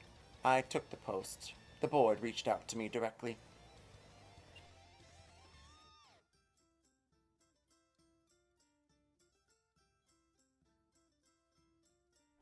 Miss Fontet is. Oh, 1 second, sorry. Miss Fontet is Miss Lathorn. Is she quartered in the university, or is she having quarters elsewhere? She's wholeheartedly part of the university, or we wouldn't be having this conversation. I discussed, perhaps, terminating your contracts. I'm honest. You'll find that out as we go forward. But she believes in you. You stuck by, Morgrave. Especially when Zane made his announcement unexpectedly, she said. So, I think it's best to keep you on. Improve yourselves in some capacity. I refuse to have less information the next time we speak. I want to know where Zane is.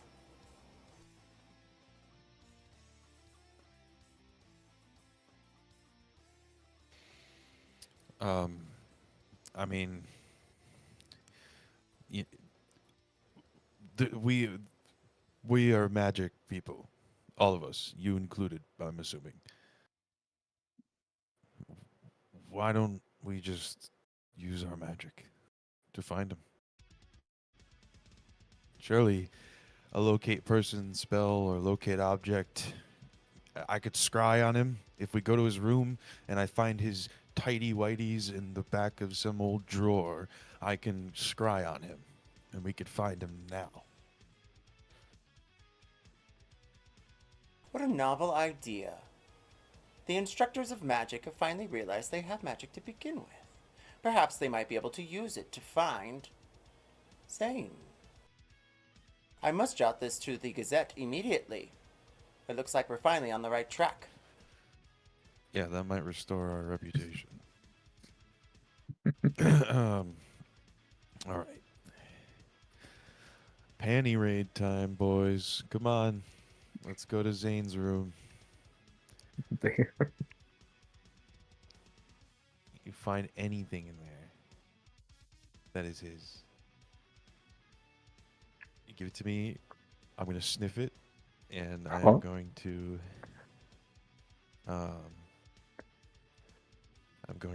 scry. Do you really gotta sniff it though? Well, gotta get the scent, right? Haven't you learned that from the dogs? Uh, Are you calling yourself a panty sniffer?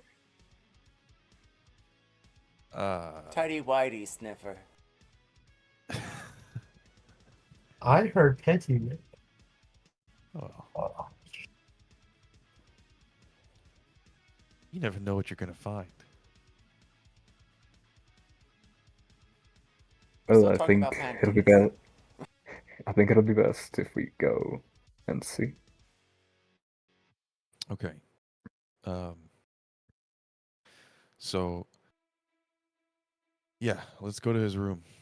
Is she gonna come with us? You see Zenith walk up the stairwell with you, and she turns back to her quarters and points in the direction of Zane's. It's down the darkened corridors of the high towers. You take each step forward, and you see a door, and it looks like it may be locked. You're unsure. Hey, are you coming with us? That would defeat the purpose Of what? of us hiring you to begin with. And with that, she shuts No, the but- door. This is why they don't take it seriously, because they never actually see it. You know, we're gonna go in there, we're gonna scry on this guy, and we're gonna see some outlandish, otherworldly garbage. And we're gonna go tell the headmaster and the board, and they're not gonna do shit about it. I would probably discuss this a little bit farther away from Mrs. Any disparaging remarks about the board and the headmistress. At least we should be a little bit farther away from her door. Yeah, I know I said all the stuff earlier, but I do really need the money from this job. So,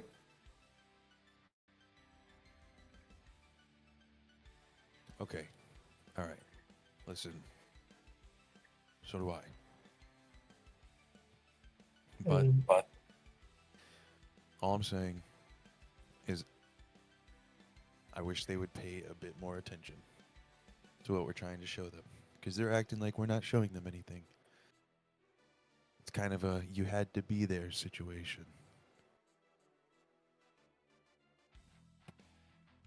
Once we get to Zane's room, I want to say something. So I'm assuming I'm saying this when there's no possibility for her to possibly overhear us unless she's bugging the room.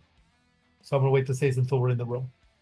You have walked down the darkened hallways of the high towers, and you have found yourself there in front of Zane's door. You're unsure if it's locked, but you can tell that the etching is made of fine elm wood. It's thick and sturdy.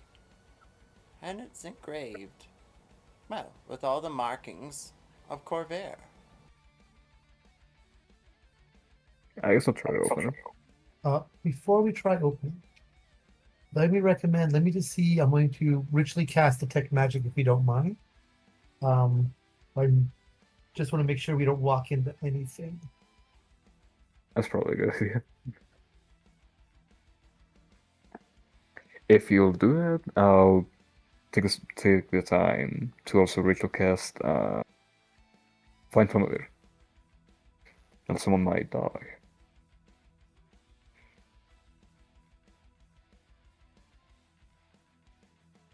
Roll Arcana. Eltor. Who? Okay. We're all gonna ritual cast spells. Which one should I do? Oh, I know what I'm gonna do. I will do comprehend languages. Pretty good one. You never know. Eltor. As you cast your detect magic, you can see that each one of the scribes are dragon markings of both the Sybaris and the Greater. But as they etch next to each other in a circular formation, you can tell that the runes are glowing, and there is some sort of ward that is placed upon the door. If perhaps you do not have the right key to enter, you will not be able to actually open the door properly, or forego what looks like some sort of thunderbolt headed in your direction if you so choose to just try the knob.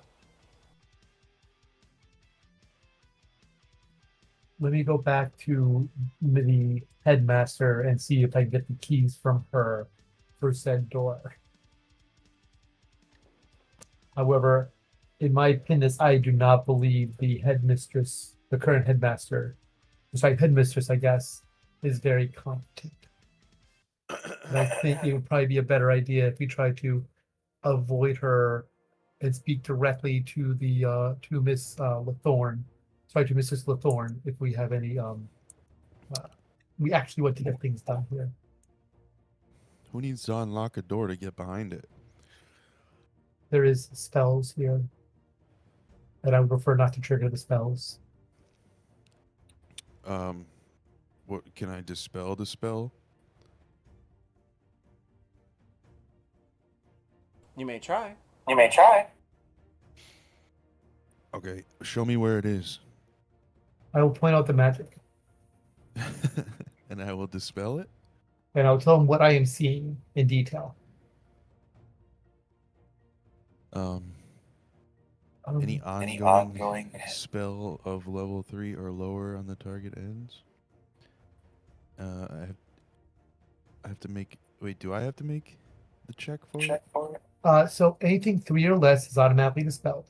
If it's Yeah. greater than 3, then you have to roll a ability check. Now, question: have I seen Glitchy? Have I seen your character cast guidance? Yeah, you have. Excuse me, sir. Would you mean that spell you have that makes you seem to sharpen things a little bit? Could you please cast that on Mr. Ashfall to make sure that to help him sharpen his efforts to dispel the magic? Sure. I'll tap in the shoulder and I'll give you guidance on intelligence checks.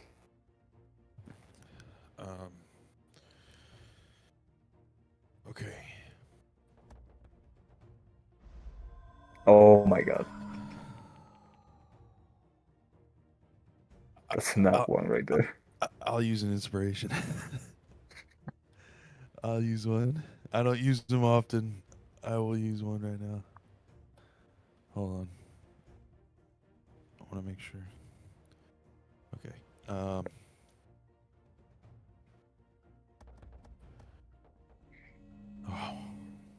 Damn, that's not great. Alright, Add but out of the guidance, D4. maybe yeah. See if that like passes it. Oh. I'm not sure. I'm not sure what the DC is. Well, it's right. We haven't heard anything about it yet. It might have even been a level 3 spell. No, we're just doing this for no reason. Yeah, maybe. Steam rises from the runes as each one of them vanish from the door. Your dispel magic It was. worked immediately. It was. I told you. I had a feeling. Okay. So is that disabled the lock, or is it still locked? The door is still locked. However, Eltor, you see no further magics upon the door. All right. Klord, Or do you want any to of us punch the shit out of the lock? Oh man, I could cry. I could cry. Of course I would. I guess I'm just gonna punch the lock real good. Yeah, Wait, I thought wait, that would make wait, it wait, wait, wait. Let me go see if there's any keys to here. We have a groundskeeper, right? There should be a master set of keys to allow us into the room. I hope. better. I think Corbin It's a little late. Corbin like takes his arm and like mocks Eltor a little bit, like he's talking with his hand. Klord is just fucking fisting a door. Yeah, I'm gonna like get back. I'm gonna fucking kick it on the doorknob. You know how when you like break down a door. Yeah. Not like anyone's living here anyway, so like.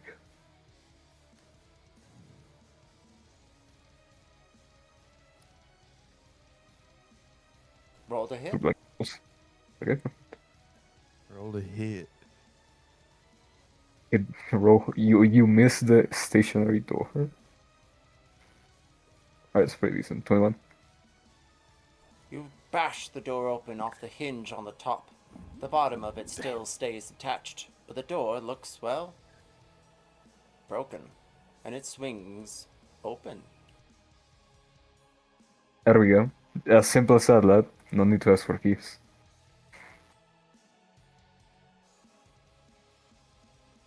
You stand in I'm front not of the paying room, for and that. it opens up to a larger, well, area with a stairwell leading up. There's a lamp near the corner, and a bathroom.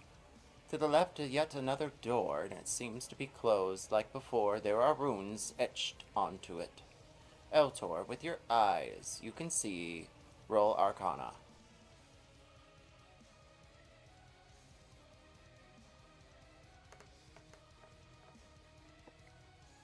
There are spells attached to the door, another ward. However, this one is different. It's not some thunderous bolt of lightning, no. It's hold person.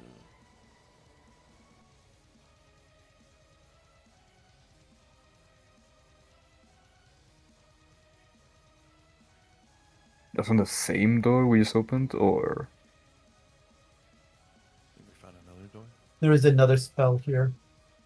This one will incapacitate someone.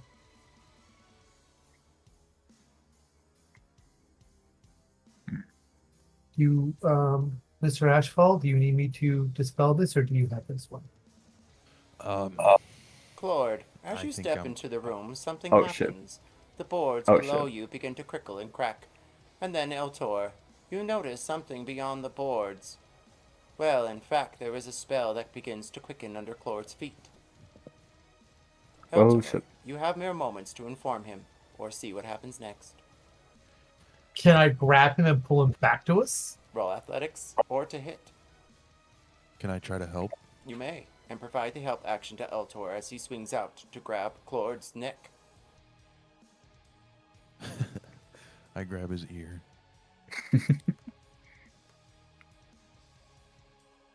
Oh my god, that's pretty good. You pull him Obviously, back. I'm just using the attack roll, not a. It's not stabbing him.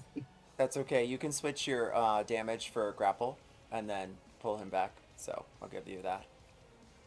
You pull him back just in the nick of time as the boards retract back and your eyes glimmer the magic underneath them for just a moment. Roll Arcana. Again.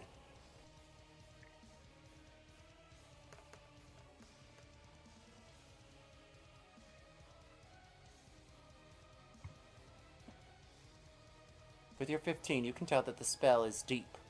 It's holy, as you saw blue whispers of light as well as gleaming divine energy. However, the spell itself, you're undeterminedly not sure. It's a different class than before. And then it strikes you. Its gaze. Gas.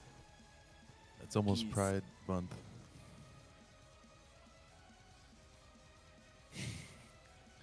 What was that? This is a time. I said it's almost Pride Month. We're getting close. Hey. Because you said it's gays. So I was Gays. like, Okay.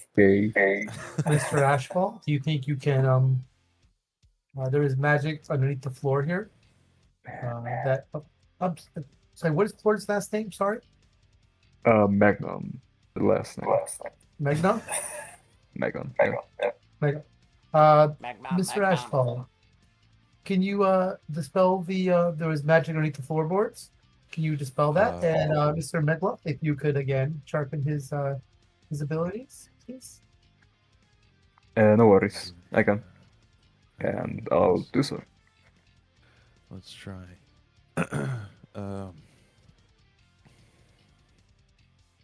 Oops. Well, does it happen automatically? Should I just wait for that, or should I roll? You place I your can't remember hand what- over the door just inches from the wood. The runes begin to glow and you feel a vibration in your fingertips.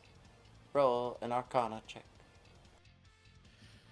Or save. Okay, you get that D4 in Is it an case. intelligence save now? What? What? What do you have to What? roll when the spell is higher than 3 levels? An intelligence It's ability check. It's Yeah, it's intelligence just an check. Yeah. intelligence check. You for me. fail. You Uh, see the runes spark a bit, and you feel Wait. yourself. Well, there's no runes. Okay. That's D4? what says at the door. Ooh, 13? 13? Unlucky for some, but not for you. The boards begin to twinkle a bit. And Eltor, you see the runes. They're written now for you to be able to see. If someone steps forward without speaking the word as part of the ward on the floor, then you won't be able to succeed in moving through. But thankfully, thanks to Corbin's dispel, you see the blue hues turn black and crack, and the divine magic has left.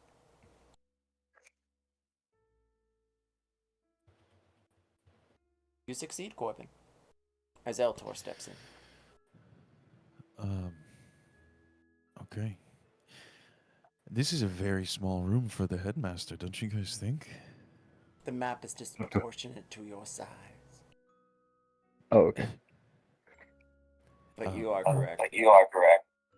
I would like to find a central table where I can set up my scrying spell. And just for a little bit of flavor, when you do the scrying spell, there's 3 things I think that you can use for a component. One is a crystal ball, one is a mirror, and then one is a water-filled font. And I think because his spell book is a bird, maybe this font is like a little bird bath. And he has this little like bejeweled bird bath that he takes out, fills it with water, and then tells Klord and Eltor, like, let's find whatever we can from this guy, and if by the end of our search we don't already know where he is, we will gather it on this table and scry on him.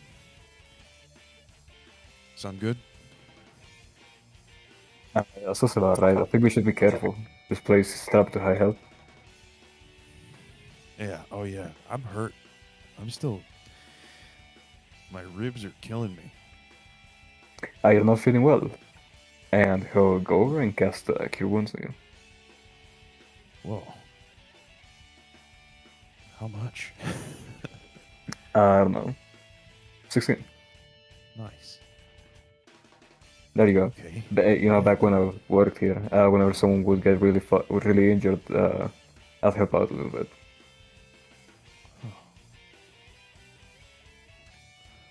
I gotta learn one of those spells. Now that I'm getting older, you know. Yeah. I think I would have died like 3 times if I didn't have this. Yeah, but even just like you know, for those days where like you throw your back out or something. Just throw a cure wounds on there. Boom. You're back up and running.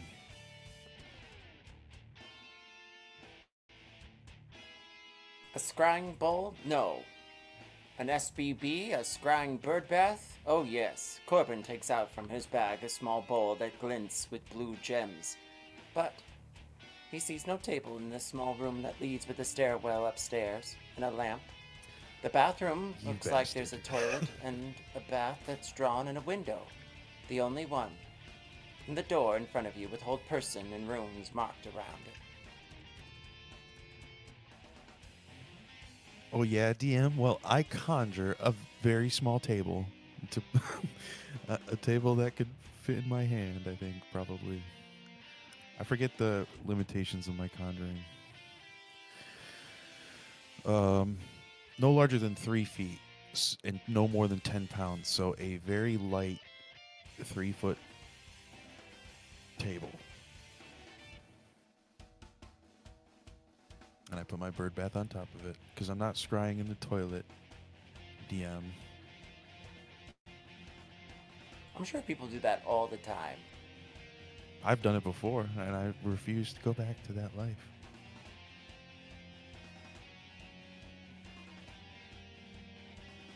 You are a caster after all. That being said, well, can you read us the scrying spell? Well, should we? I think we should do our investigation first, unless you want me to, right? Or should I?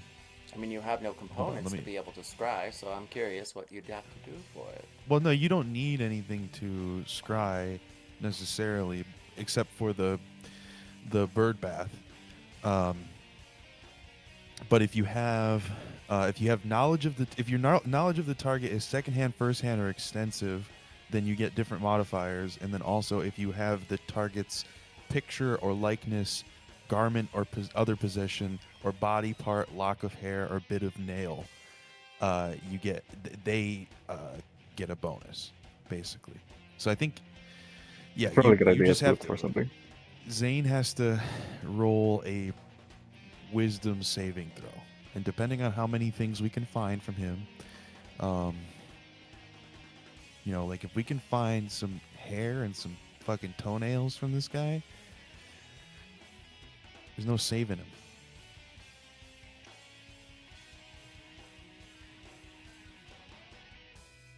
Well, decisions are yours, yours alone. Yeah. I mean, I would like to look for something. I would like to search the room very thoroughly, including the bathroom, under the bed, the bookshelves. Yeah, I Yeah, think we I have think to dispel the door first, though. We did already, didn't we? Or is there another one? That was the floorboards, I believe. Oh, fuck. Oh, we have another ward we need to dispel. I can dispel that one. Mr. If Megas, you don't if mind, you I'm don't running a bit low. sharpening my my skills for this roll, please. Then I will cast a spell magic. DM, I have very high investigation, and I want to use it to find, like, brushes, nail clippers. Like, I want as much of this guy's body as I can get.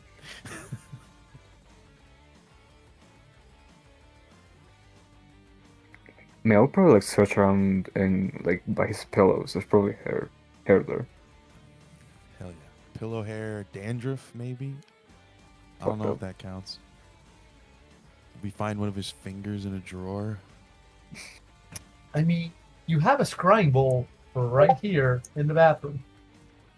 I'm not using the toilet, Eltorin. I'm not. Again, I've done this before, okay? I've scried in toilets, and I refuse.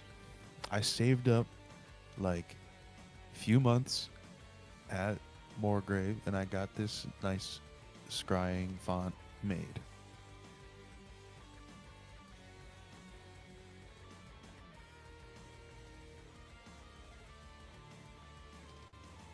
Eltor, from behind you in the bathroom, you see something swirling inside of the muddy water.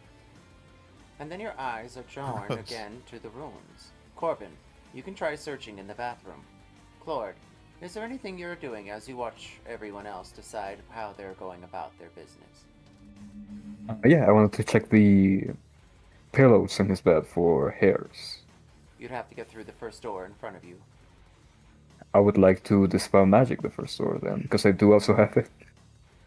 Well, I thought Eltorin said he would dispel it. Yeah, Didn't he? I was going to spell it for you. Oh, you're gonna dispel it? Yep.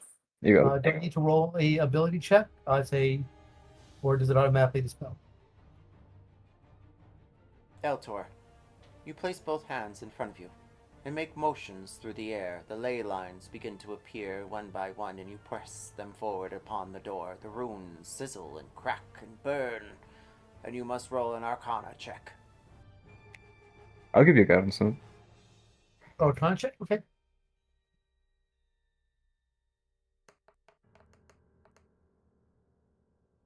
I think you got it. The runes splinter and dash into smoke. The ley lines evaporate, and the door is no longer enchanted, much like the floor.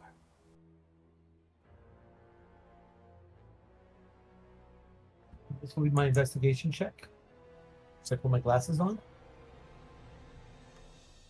So this is supposed to be with advantage. So yeah, 21 would be my investigation check. Sorry. As you stare at the door, you can tell it's locked like before. However, the thing swirling in the bathtub behind you looks like a large angelfish.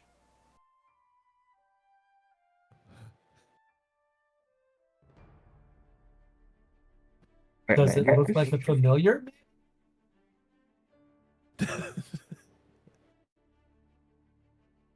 It does not. You know what? I will cast detect. Sorry, not detect. I will cast. Well, first off, is it magical at all? From what I can see. It is glimmering. You can tell it's some sort of transmutation spell has taken this angelfish's form. I'm going to see if I can talk to it using my ring of animal influence, which allows me to cast speak with animals.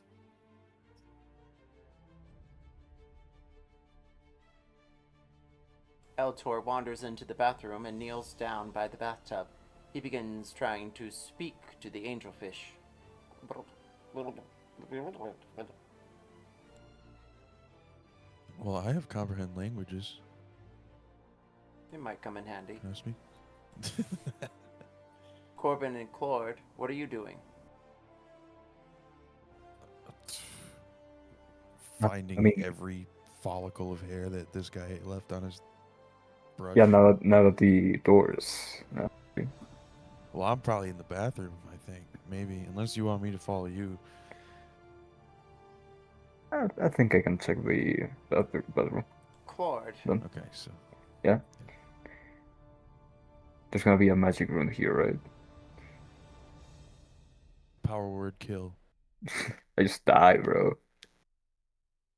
As you step into the room, well, before you do, you must roll to hit, as the door is locked, and you must bash down the door. It is not ajar. Eltor. Oh, I see. Roll handle animal. Corbin. Roll insight. 22 to hit the door. You bash down the door the same as before, however this time it falls off the hinges and slams. Alright, I step through, I guess.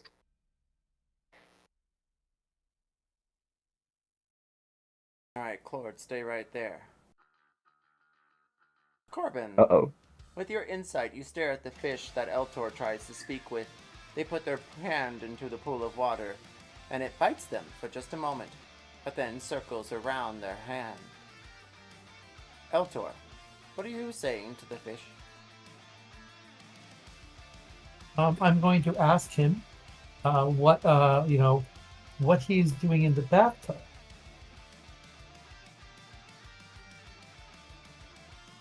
Gloop and glop and gleep and glop. You hear it talk back. Oh, shit. Do you speak Dwarven? No, I do. Ooh, I speak I do Dwarven. too. Is this fucking angelfish speaking Dwarvish right now? You hear the accent, well, yes, it is quite irregular. And it begins to speak Goblin dwarven, through each one of the gloops and glops it begins to speak. Eltor, you're able to determine that this thing is not actually a beast, that it has the conscious mind of a sentient being. And you notice the accent on the bubbles is dwarvish.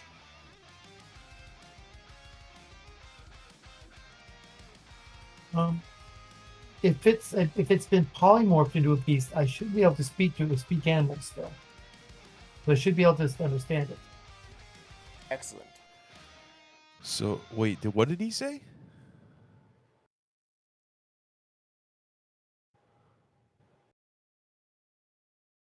He says, "Get me out of here immediately. I need to get back. I need to get back." Who are you? I say in Dwarvish. I will be translating. But then you hear the door bash down behind you. And as you do, you hear the rattling of something. Klord, to your left. The bookcase. They begin... Well, the books fall on end. Each of them rattling to the floor one by one next to you. They look like inanimated objects. Animated objects. Animated objects. You're welcome. Thank you. Questions, comments, or concerns? No? Klord, roll initiative. Damn.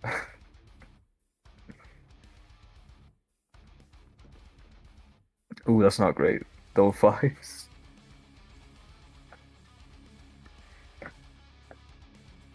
Would you believe that the only animate object I have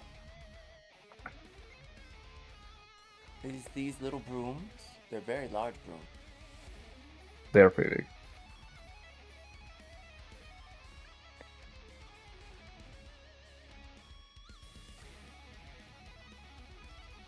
They're happy little books.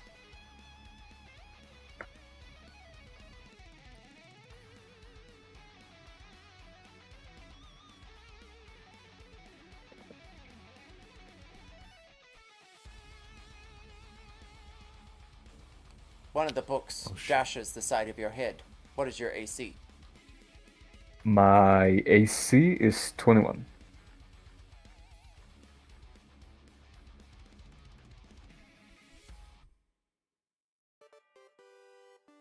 It fails to connect.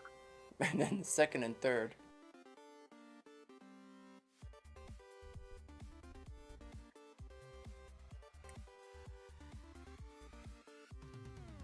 One of the books try to connect, and they fail and wave by your head.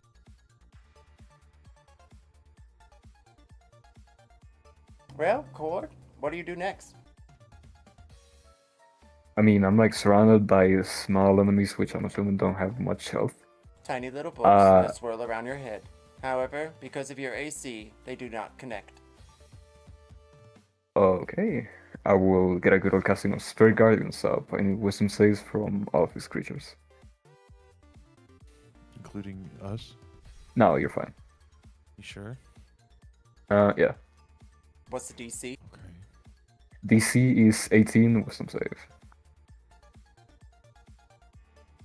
Each of the books smash and bash into tiny little pieces of paper and hard cardboard. Cardboard? Sure. And they, well, disintegrate around you.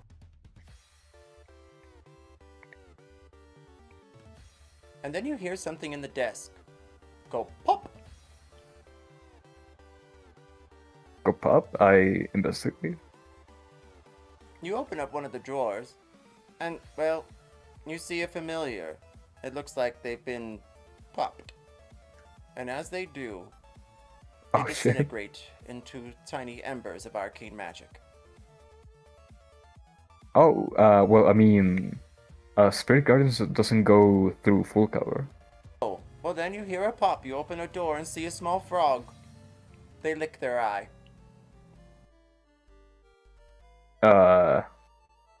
Hello? It turns the other way and farts. Roll. Perception. I'm just kidding. Persuasion. Persuasion? Oh shit. Could I give myself guidance in this? You may. Okay. Hey, that's still pretty decent. 13 plus 15 total. They turn around and jump onto the desk from the drawer.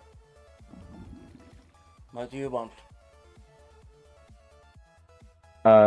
Hey lad, are you Saints familiar by any chance? He left. He jumps again and curls up onto the bed.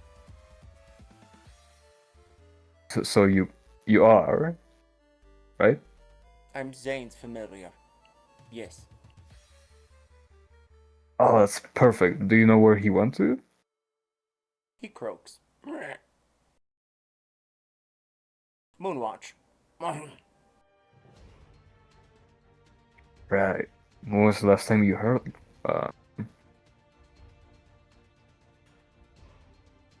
He looks around. What day is it? What day is it? I don't even know. Friday. I'll say Friday.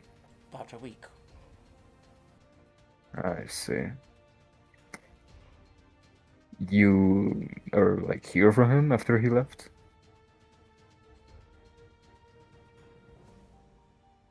I've been in a drawer since he left. That's not pretty tough. I'm not that smart. Come with me. I got some friends over here that maybe can help you out. And I guess I'll lead him to the bathroom where Corbin and Eltor are. He stretches out on the bed for just a moment and then sees you leave the room. He plops and bops and follows you through. Okay. I guess I'll gesture to the frog. I'll say, guys, I found his familiar. Maybe he can be a help. Meanwhile, Eltor and Corbin, you're having a conversation with the fish.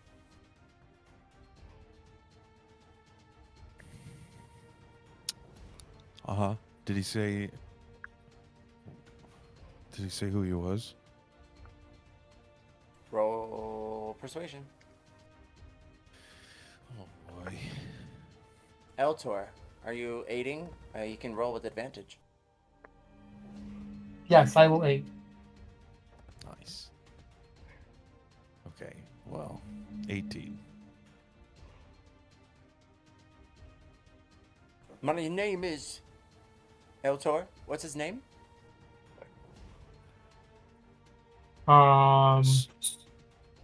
Stumpy Bottoms? Hell yeah. My name is Stumpy Bottoms. I was put here by Zane. I am one of the great craftsmen of Karnath.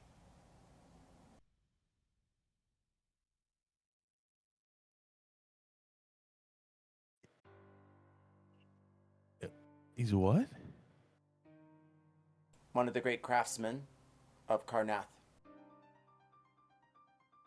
Why is he a fish in a... He's in the bathtub, right? Or is he in the toilet or somewhere else? Bathtub. Okay, that's what I thought. Why are you... have you always been a fish? I haven't always been a fish named Stumpy Bottoms. But Okay. in my youth, I helped the Karnathian Empire. They invaded. And when they did, I knew it was wrong. But I assisted anyways. Perhaps this is my plight. And then he whips his tail at your hand again, Eltor.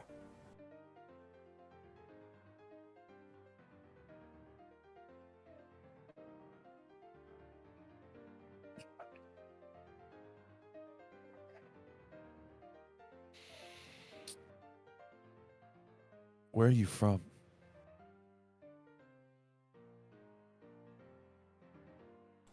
Knair, the capital. There was a time, though.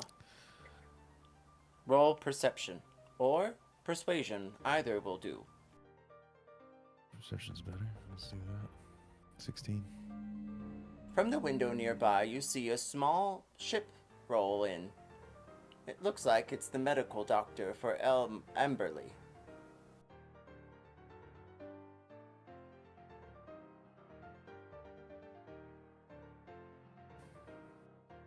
I'm from Karnan, but during the war, Zane offered me a chance to help end it. I don't know if I was successful or not. He's been keeping me here for years. I'm quite hungry. Do you have any bread? Or something to nibble on?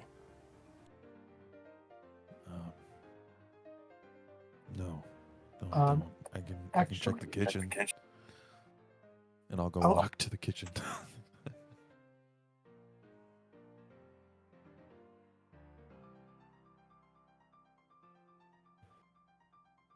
Eltor, was there something you wanted to add? Actually, I have some rations. I can break up some rations to give to him. Oh, okay. And I just come back in.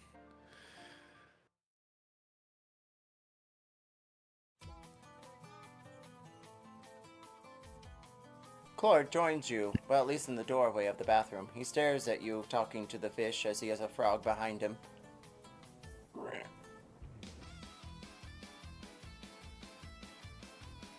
Guys, look, I found his familiar. I think it could be of use.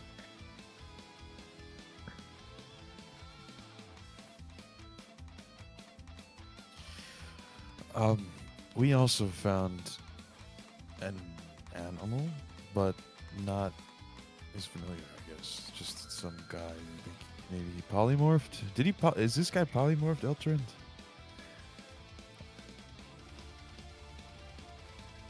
Eltor, roll Arcana.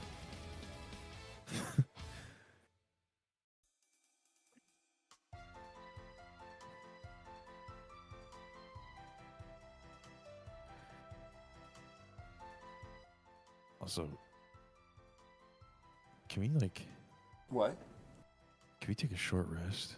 Cause You can if you so choose. Eltor, are you with us? Are you with us, Eltor?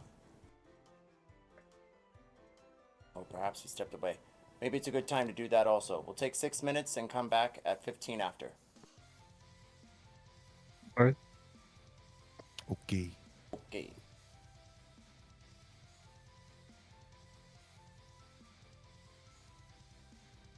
Check 1, 2.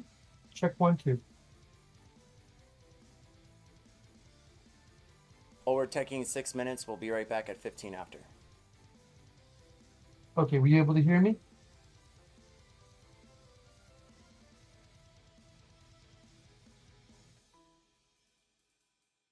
Pet your dogs, pet your cats, chirp your birds. They like that.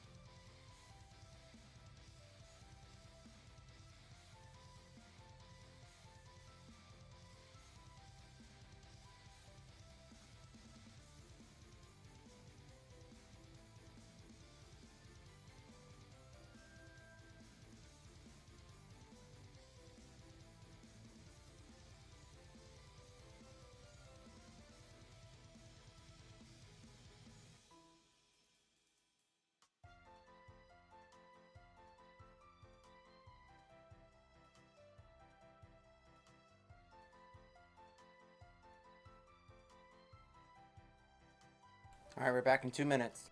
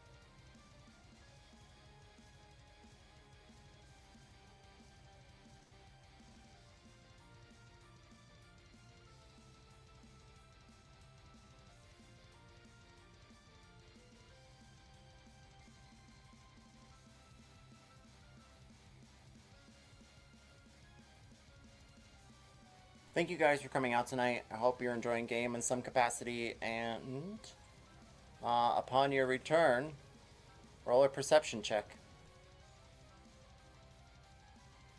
Everyone or What's that?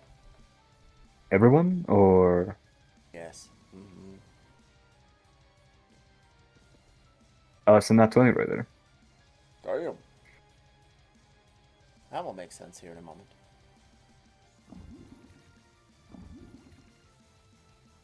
Give Corbin a moment. Prepare the call.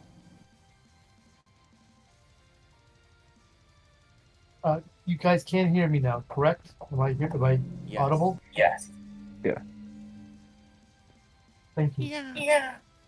Huzzay! Is your new headset working? Oh no, something happened. I don't know why something went wonky. I don't have the headset on, unfortunately. So I'm just on the computer on push to talk. Okay, cool. Am I having problems with my audio at the moment? Do you guys hear me loud and clear, or is it causing any issues? Sounds good. Yeah? Yeah, sounds good. Corbin, you turn your head towards the doorway with the door ajar. And Klord, you do the same. You don't see anyone. However, Eltor, roll perception with advantage.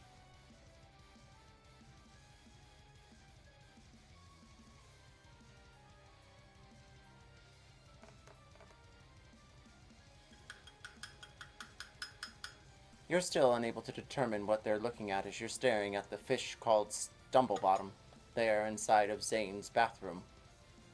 Odd. But what's more odd is Klord and Corbin can feel a presence. Someone breathing there in the doorway. They're invisible, they have to be. They step forward. Klord, what's the call? Hi. Yes. Nice. Nice, let's go. Just really. Perhaps it's the way about them, or the smell of cloves. You sense it again. That moment before. That mage at the door. What's the call? Oh god, again? Let's keep You going get it high. right. Keep going. Yeah, there we go. They step forward again. You can feel their breath on your head. It's All the that mage. shit. You're certain of it. And you receive advantage on whatever you decide to do next. But before then, what's the call one final time? Just to clarify, you mean the mage that we saw was going to cast Time Stop, right? Yes. Okay, the call is high, by the way. Again, keep rolling high. Let it ride. Let it ride.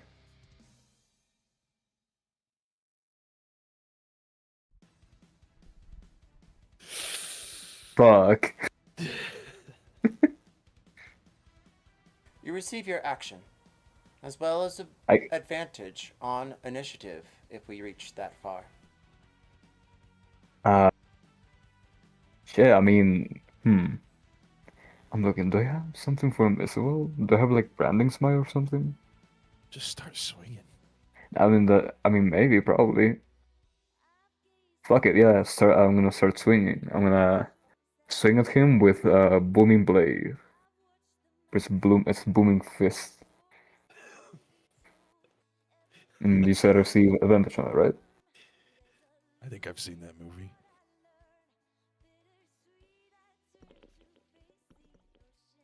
24?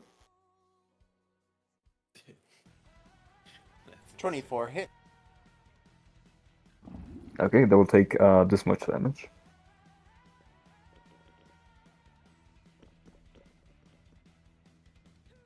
And I need a strength or dexterity saving throw. Or I grapple.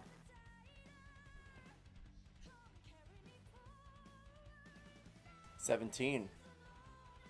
DC, what is DC? DC is 8 plus... Ah yeah, they barely passed it. DC was 16. Can I silvery barbs that?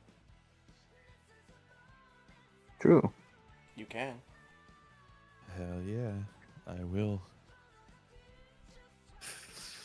Alright, I've got him grappled. That's pretty much... Hey, there's a fucking... there's the mage fucker. Get him! Yeah, and I'll give advantage to you, since you're. And you say get him. He's still invisible, right? But I'm holding him. Yeah. Okay. Oh.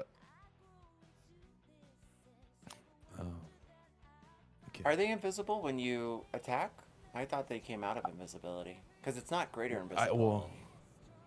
I can't remember. Let me check. If someone's it might be- invisible and they attack, Yeah. they lose invisibility, unless they have greater visibility on. Now, if it's an item like a cloak of invisibility, that might be different. I'd have to look at that. But if it's a spell, the second level spell, whenever you do a hostile action, you break it. Whenever you or, but yes, but if you so if a spell attack breaks it, greater visibility, but not when you get attacked. You have to attack. So Yeah, fun enough, when you take damage, it doesn't break. You're still invisible. So Excellent. he's still invisible, but he would have a concentration check if he took damage. True. Okay. And they failed. You see the time magic spell fade from their fingertips, and they are grappled. At least, you might be able to see that, Eltor, in some capacity. Meanwhile, everyone, roll initiative. Klord, you Okay. receive advantage. If I already have advantage, can I give the advantage to someone else? You may. Okay, who wants advantage? All you, LT. Alright, you got Alter. You can roll it with advantage. Nice, nat 20. And receive a point of inspiration. What was that, Eltor?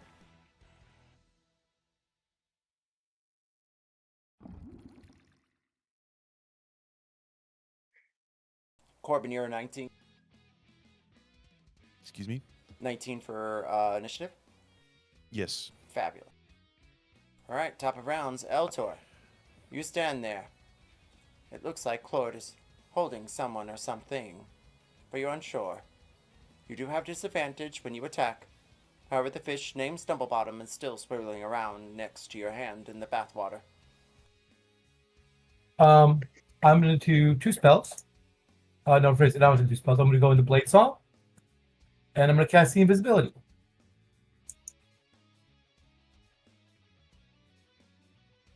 And then I'm going to move up to him. And that's Corbin. Sorry. Look at you. That'll be my turn. You see him in dazzling hues in front of you with your ability to see. Corbin, you're up.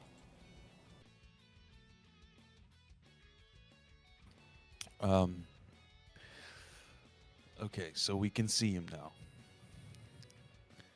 I can see him. I don't think he broke invisibility yet, so he hasn't attacked yet. Oh, wait. Didn't he fail his concentration check when he got hit?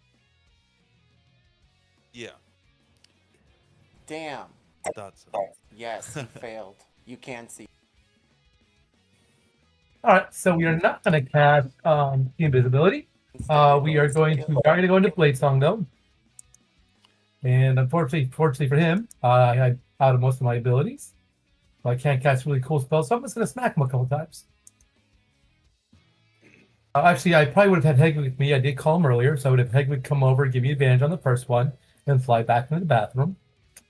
So we'll do the advantage on the first attack with the short sword.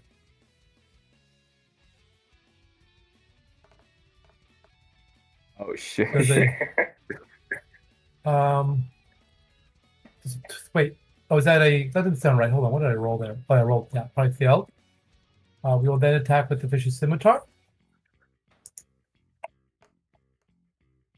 It is a 14 hit. I'm double checking right now. This is a moving blade too. It does hit, as well as your first attack. Really? Damn. Okay, so I would have had advantage then. So let me re-roll that one. See if I get an at 20. I do not. Okay, and I'll just do the third attack on him with the short sword because of Nick. All right, roll higher this time. Okay, actually, wait. I would know. I would use the Emerald Claw Dagger. Actually, hold on. Instead of the vicious scimitar, same attack ones. Okay, so he's gonna get sorry, he's gonna get 2 hits with the short sword and 1 hit with the Emerald Claw Dagger. So you roll the short sword twice. Awesome. All right, and this is for the Emerald Claw Dagger. He's gonna take okay, let me go to the Emerald Claw Dagger again. Sorry, because it's got I don't have that actually bound to anything because it's a little bit on the stranger side. So let me go to the notes real quick on that. It does. Where are my notes on that? Sorry, one moment. Your blades go Your whirling around, each one hitting him like an echo, a boom of dashing damage. So we'll roll this first. He's going to take that much piercing. And then he's going to take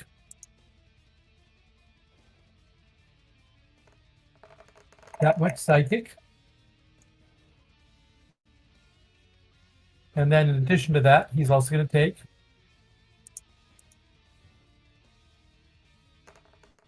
that much sonic.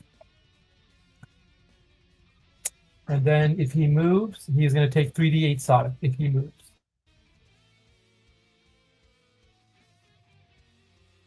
And that will be my turn.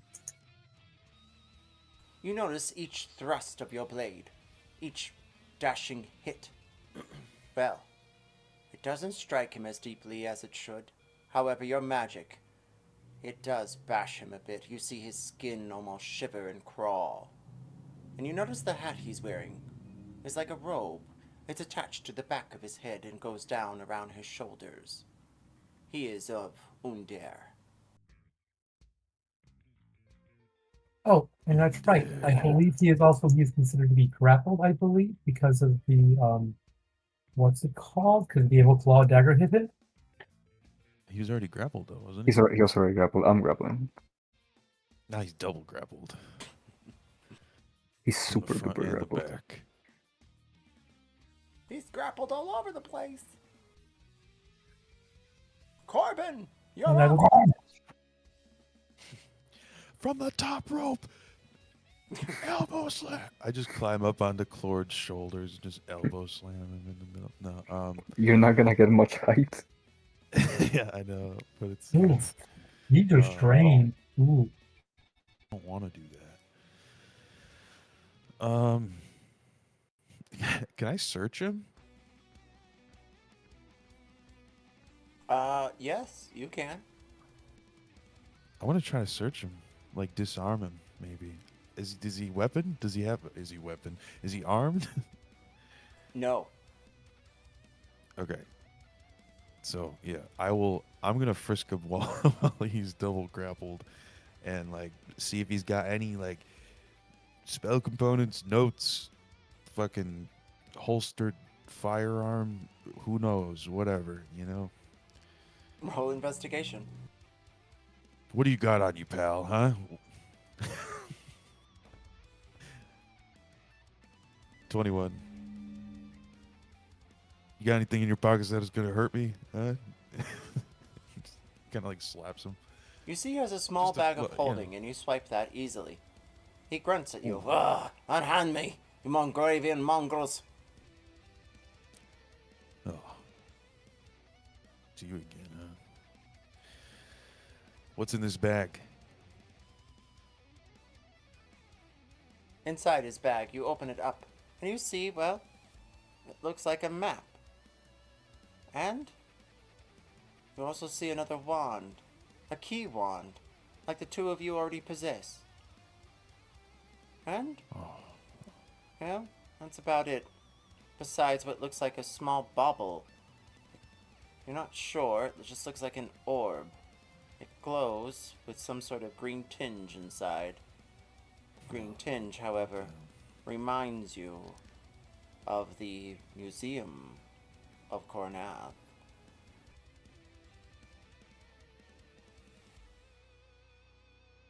The goo. Is this a ball of goo?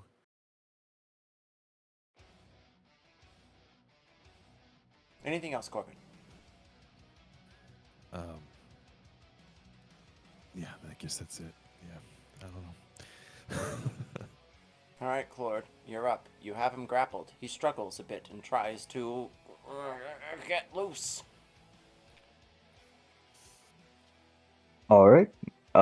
Could be really mean. Do we want to kill this guy? Probably. Yeah, probably. If he's not gonna say anything, Okay. just bash his head in, Klord. Well, I think I'm gonna do something worse. I'm grappling him, so I have one free hand. I'm gonna place my hand, my open palm, on his face. And I'm gonna cast Contagion on him. I need a Constitution saving throw. Oh, shit.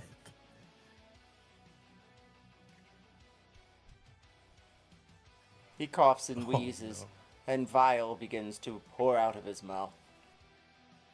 Right, that's a fail. He's gonna take a bunch of damage. Damn. 63. 63 necrotic, and he has the poison condition. Holy shite. That's my action, bonus action. Unnecessary. You are out of combat as he falls almost shit. lifeless in your arms. Don't really like doing that. Klord, roll a wisdom check. Oh shit, sure. Klord, roll a wisdom check. Ooh, that's not great. 9? You feel the tightness in his muscles give out. He is limp. You feel familiar. This scene before somehow. You stare at him, gurgling some sort of vial out of his mouth. Pretty gross. Yeah, that's nasty.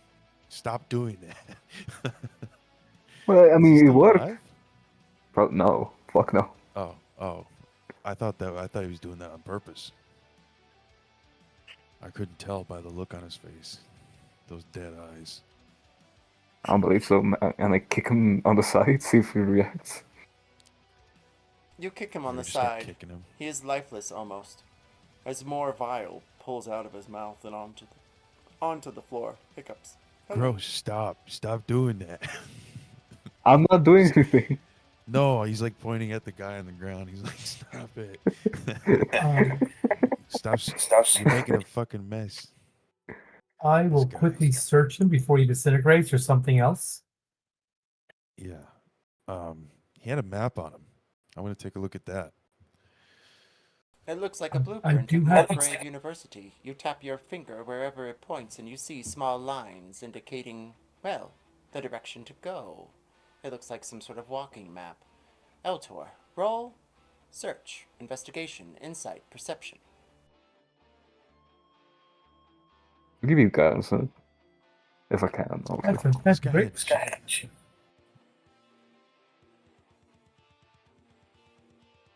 Damn, he didn't even.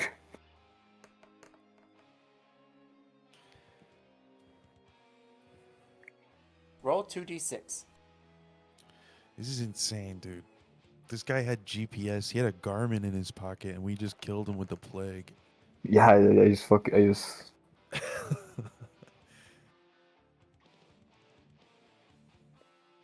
You see him gurgle and wheeze, and then breathe. And he had a key too.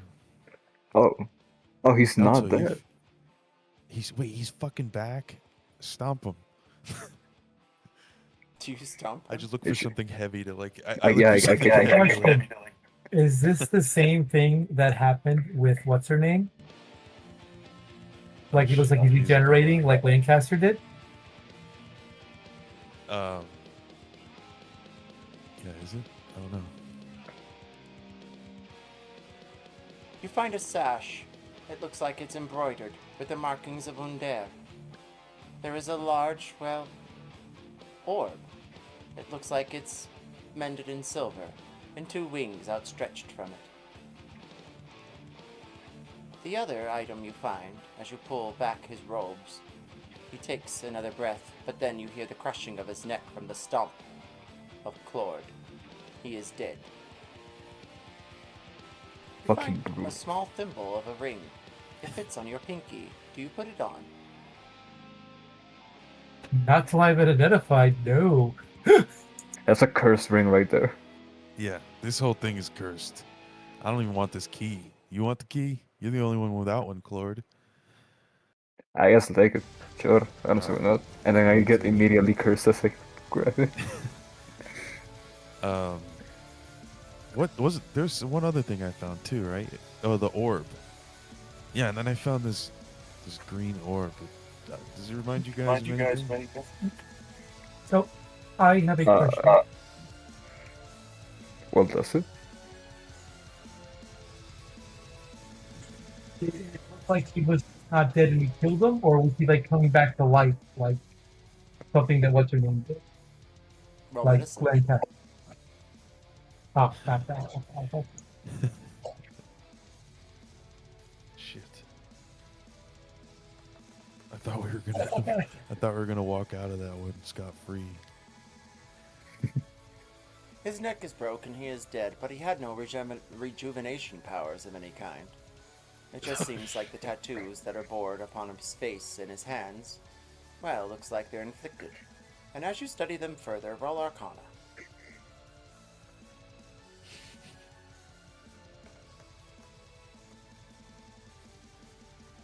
Yes, you can tell that the tattoos denote some sort of reputation, some sort of renown ability within some sort of hierarchy. You're unsure exactly what they mean, but it looks like, looks like magic missile with a twist. The runes are that of arcane workings, but none of them seem like they would be able to cast the spell or activate it in any way. It looks more ornamental. However, you notice that each one of the small piercings of magic missiles that line his body, as well as the back of his calves, looks like some sort of, star. The star looks larger than the others, at least on his legs. However, his hands, they're very small.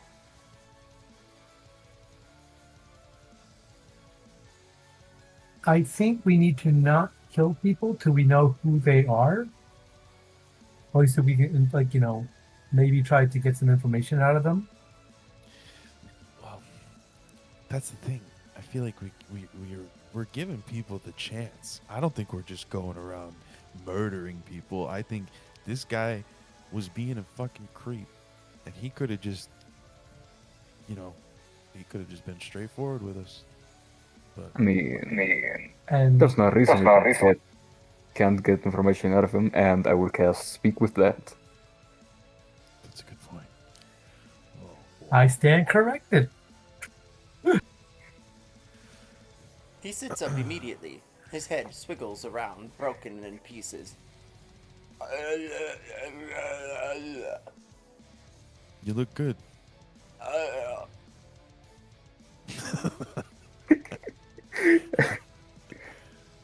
I guess let me get it. I'm gonna adjust his jaw so he can talk properly. Yeah, like Jacob Marley. Roll medicine. Sure, hold on. Anybody get that joke? I did screw. Medicine. Can I guidance?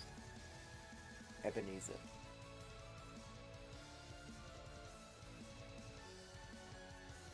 Pretty decent.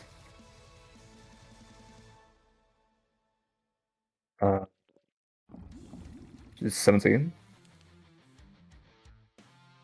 You're able to position his head in such a way as well as push pressure onto the side of his neck.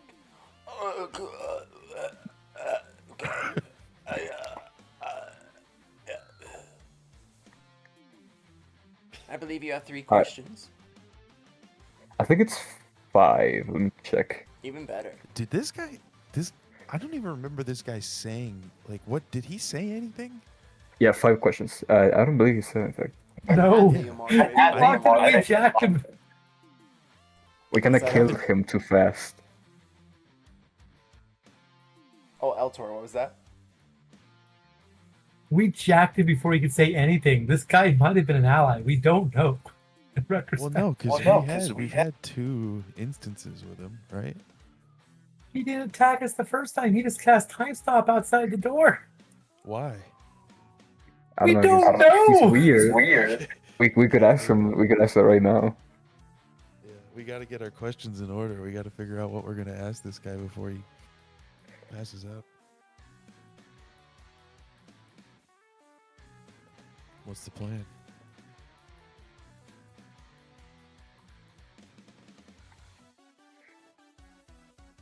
It's a great question, apparently. Well, party, the only question I have is why on the board.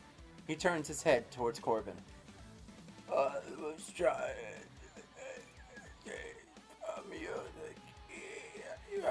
It's supposed to be hard. What? You fucking bitch. What? I'm gonna give him a notebook and say, write it down. Write it down. Okay.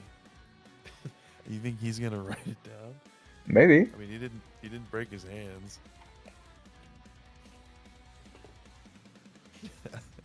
But I'm pretty sure I know what he said. I just don't understand why he said it. I have no idea what he said. I couldn't understand He anything. said he said that he was trying to take the key that I have because it's his. I think is what he was saying. He points at you and nods. His head cracks a bit, Klord. Roll medicine. God, this guy's good. I was gonna fall though.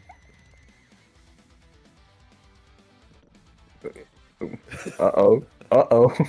You see his head roll back a bit, and then slide to the side of his shoulder. Dog, I think you alright. Take it because it's hard.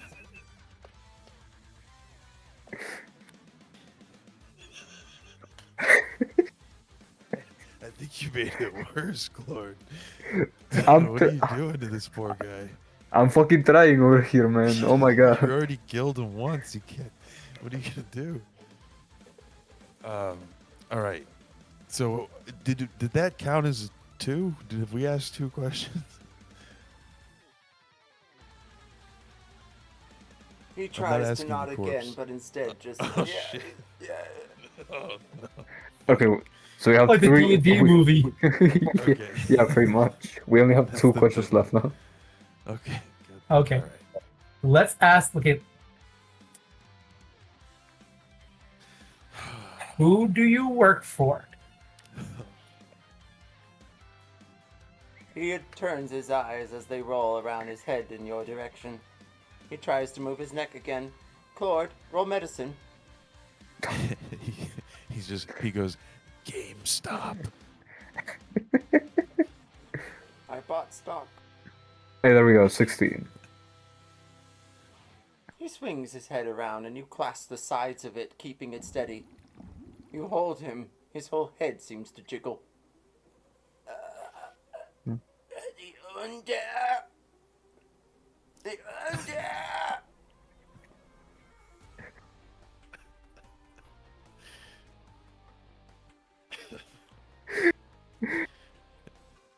Maybe you should try snapping his neck again. Maybe it'll fix it. Stomp on the other side.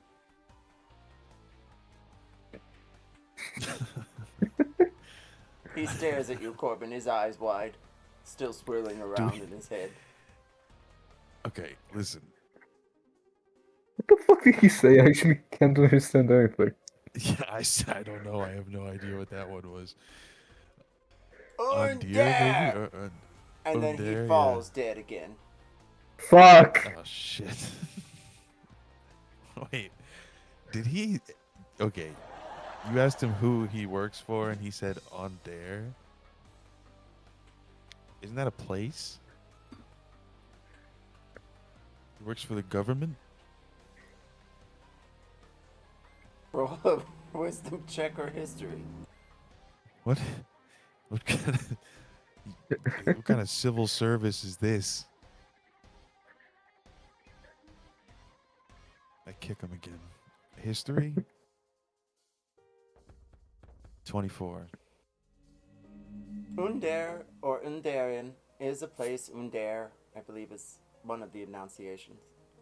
It is the place of the mages, your, well, rival university, they would say. Scholars of great arts and schools all find their way there, and then return back to their normal lives in some capacity, after usually serving 4 to 6 years in the classrooms. They are a tight-knit community. There are various factions within Undare, and a village in between both of the towers that separate the workings of magic. They are known to summon beasts, as well as protect themselves feverishly, especially when it comes to their survival. Kyrie tried to make an alliance with them, but the Karnaths attacked and left them brutally damaged.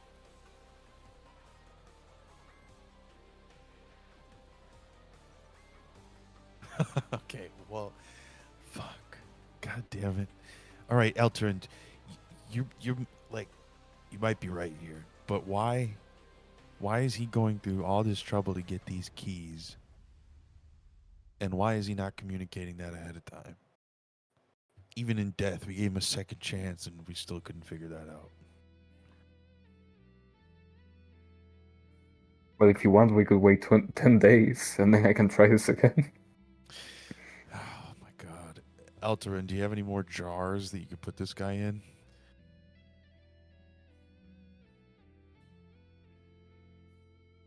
This would require a little bit more than jars. This is a dead body. This one's not reconstituting itself.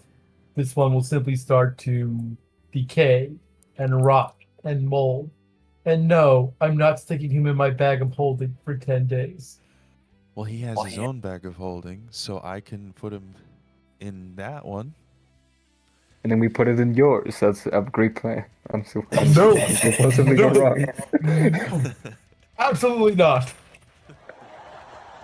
I like to talk over the people. That's a definitely a no.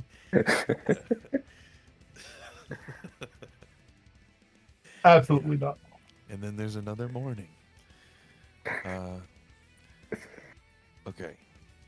Well, we Shit. can't do much with him now. Let's finish searching the room, see what we can find here. We're going to take Mr. Scuttlebottom with us and see what we can do to remove his condition and maybe turn him back into practice. He seems like, again, he was turned into as a punishment, so hopefully he'll give us some more information on Lancaster. So, I do want to make sure I have at least as much knowledge as possible. I do plan on speaking to Mrs. What's her name? To Mrs. Lathorn, because we want to make sure that I want to keep her updated. Quite frankly, I don't think Mrs. Von Tet is a... I do not trust her motives. She's either incompetent or she has a very nasty hidden motive. She's either incompetent or she has a hidden agenda that which I do not trust her for. I concur. I mean, didn't she like outright say that? Oh, I think it'd be better if he wasn't part of the university anymore. So like, she also said she was going to take care of this maid, and she did not. that is true. Hey, Tumblebottoms, or what's your name? Bumblebottoms? Stumblebottom.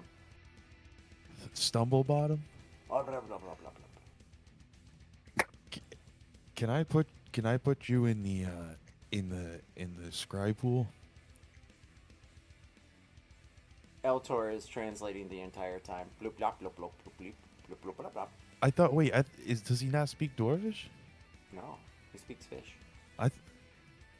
Oh, He's been a Well, if it's fish been- for years. At some point, it has to, bloop, bloop, blop, blop. who Get was coffee speaking for it. Dwarvish earlier? He has a dwarven accent, is what he does. He has a dwarven accent, but he sounds like he's dwarvish. Because the thing is, we're speaking animal speak, not actually dwarvish. So- Dwarfish. Oh God. That's it. I'm going home, guys. Have a good night. Heart emoji. Okay. You know what? I'll leave him alone then. I don't want to have to do the whole translator thing. Did we find anything of Zane's that we can use to scry on him with? Or do we need to keep searching?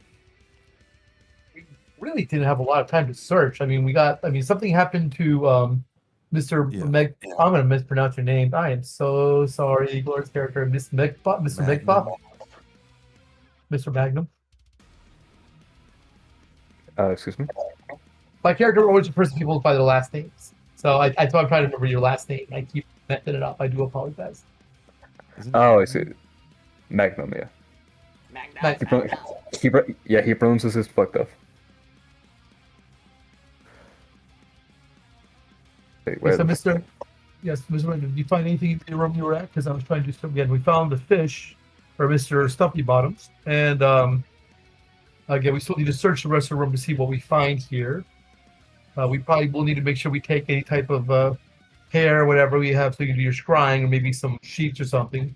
Preferably during laundry would be best, because that's personal to him, and also probably would have a physical effect on him. Yeah, But I we mean, need to well, search the room thoroughly, the books and everything else, underneath the bed, in the bathroom, put in the floorboards, everything else. Alright, well, in the meantime, I did find his familiar, and I'll point at the frog again, who I suppose stood here. And I guess I'll just go over, look for some hairs by his bed, which I forgot to do the other time. Roll investigation. Damn. Guidance? Of course. Oof.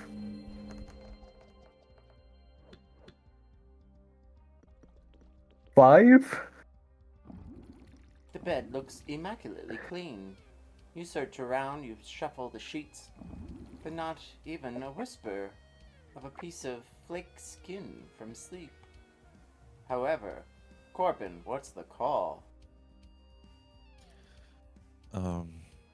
A billion. Damn. Damn. It's still high. No, it's low. No. No, it's low. Dyslexia for the win. You spy around, and under the bathtub, you find near the wall and nearly a crack in the tile, a small, slender piece of soap. Oh, God. All right. There is one single small piece of hair, though you know not from where. Oh my god. Corbin takes way too long to get down on the floor and grab it, because he's old and he's like, joints are locking up. Gets it. Is there any way can I cast? Hold on, wait. This is a silly idea, but it might work. Hold on. Let me just check something. I can scry at what levels? Only my highest level right now? Shit. Okay, well, never mind.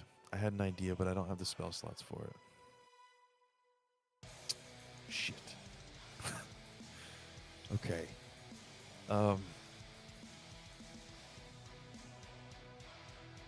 I'm going to take it and I'm going to go outside and I'm going to call out to the others and I'm going to say, hey guys, I need help.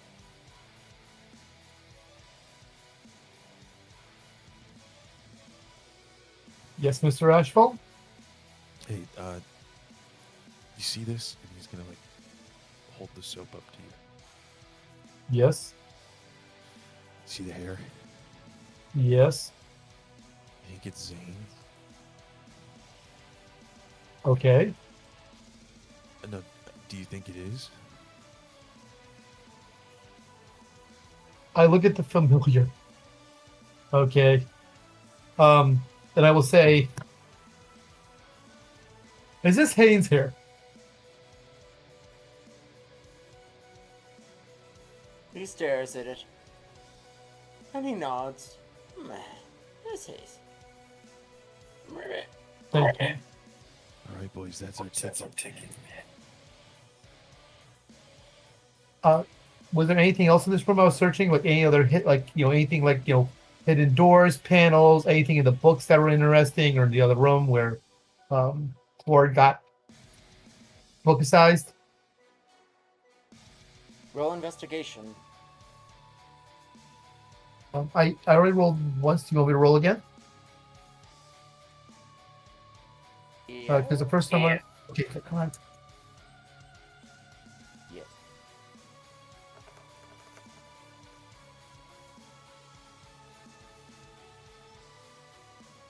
You open up the other drawers and you find, well, not much, just some papers. It looks like old bills. And some creditors. It looks like some recent market purchases just before he left. And nothing really about Moonwatch on his desk, or Karnath, or Kyrie.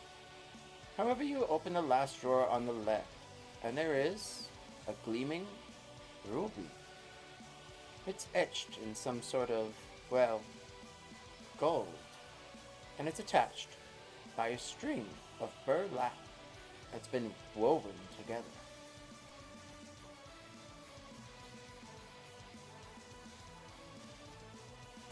Is it magical? My detect magic should still be up. It is. I'm trying to figure out the magical school right now.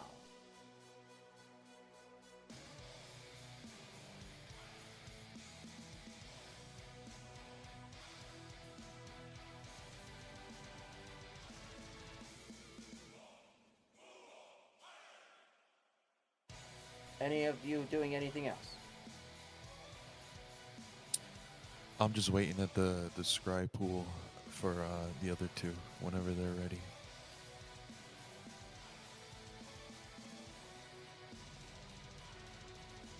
It is glistening with magic, and I believe it's evocation.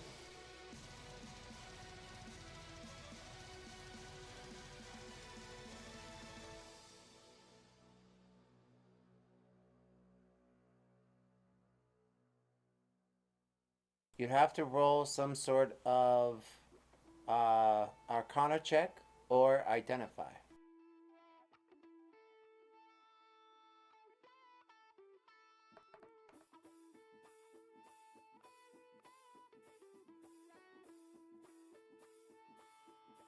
It looks like the ruby is, well, casted with some sort of, actually it's transmutation, I apologize, I just found it. Spell, and, well, it's not anything really fancy. It looks like just a perpetual ruby of knock.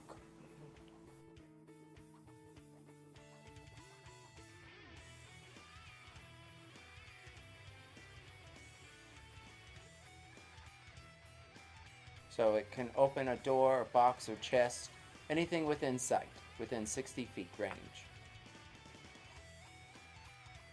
Yeah, I'm gonna have to do some I'm gonna have to do some identifying once we've have a more of a time to breathe, I guess. Basically, once we've reported everything we can to Miss Lithorn, I'm going to sit down and identify a couple of these things that we picked up and go through this pack still we picked up from Quinn.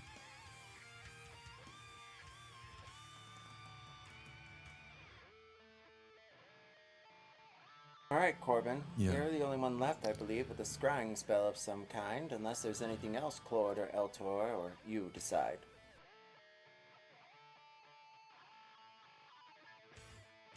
Are you guys ready? Yes. Okay. Let's hope this works. Uh,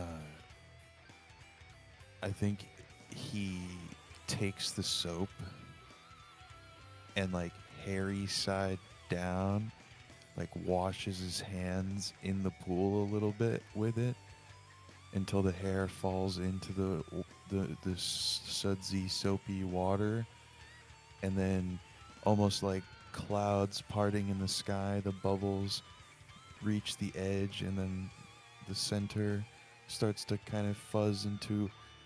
We'll see if it works. He needs to roll a wisdom saving throw if he can, if he's alive, whatever. And I have one question for you. I think he automatically fails with that roll, but just to know exactly how hard he might fail, would you consider him being someone I have first-hand knowledge of or extensive knowledge of? First hand. Okay, so that, including his hair, he has a -10 to whatever he rolled, and he has to beat a 20. So I don't think there's any way he passed, unless he, has something special. You throw the soap over to the side. The hair floats for a bit inside of the pool of water. And then it turns into pink liquid. It swirls around. And as it does, you see him there, in a chair, bound and gagged. The ropes tying him seem to be glistening with some sort of magic. And you see him struggling. He looks weak and tired, and that he hasn't eaten in a week.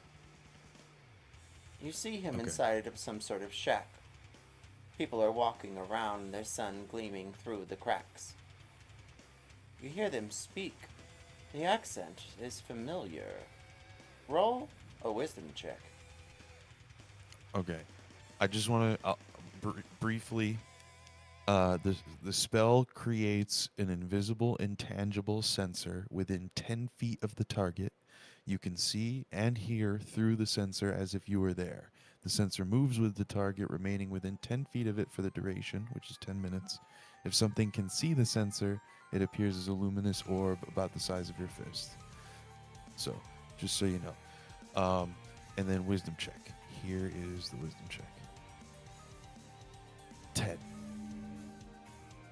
It sounds familiar, but you can't place it. They're speaking common. We'll find them. And when we do, we'll be able to get through. You think so? I have every faith. What about that jelly man? He's supposed to be coming here. Yeah, supposed to be or will be is another question. As if he gets through the gates. We have to wait. See what happens. And then you see Zane. His eyes glimmer up at the orb floating around. Oh, who is it? I'm in Moonwatch. I don't... This could be another trick. I don't know anything. He lets his head go limp onto his chest. Can I tell where he is? Like, where in Moonwatch? Like, is this like a cave? Is this like a bar? Is it what? Where are we? Roll perception. Okay. Like, can I hear some sounds out? Do I hear like people running around? Do I hear horses? Do I hear a waterfall? Do I hear anything? Birds? You try to listen intently, studying the scrying bird bath. And then you notice children laughing. You see, well, flowers outside of the cracks in the wood. Hi, it's a beautiful summer, says a woman passing by. Ma'am, says the gentleman that was speaking earlier. Shadows move around upon the cracks. And you see what looks like water. You're not sure exactly if it's a lake or not. It's not very large. It just looks like a small pool. You can tell he's somewhere near outside.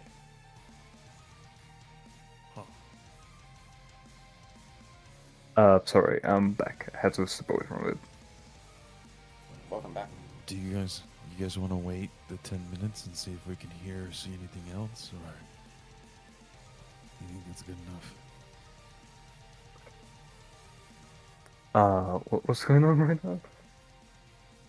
Oh, I scried on Zane, and he's tied up in some shack somewhere, probably near like a garden of some sort, possibly. People walking by, maybe some water, a pond, a river, a lake. And he's tied up. Yeah, he's tied up, and there's two dudes talking about some jelly guy, which I'm not sure if that's our jelly guy or some other jelly guy.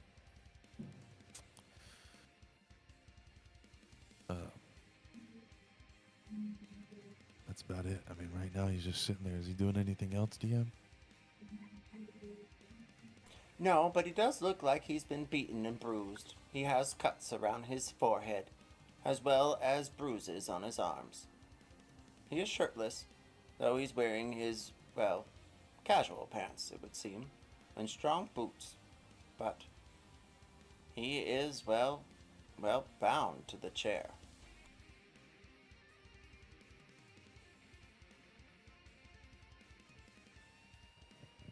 Okay.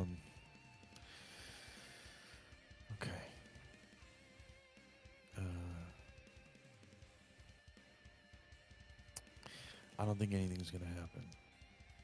But I think before we leave Zane's room, I'll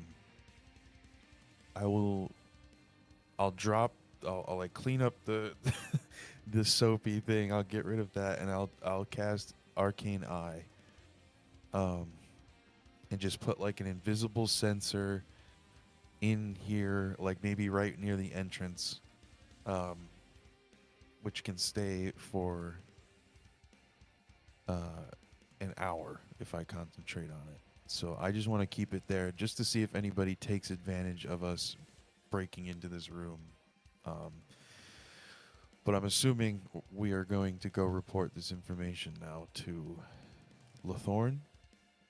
Or Yes, Miss Lathorn. I don't believe, unless you wish to go speak to Miss Fontet, but I know you two think like you know. I'm not sure what your relationships to be here with the university. I like working here, but again, I still have I have fallback plans. I'm not sure what your folks is, but your two. well, Lathorn is part of your house, right? Yes.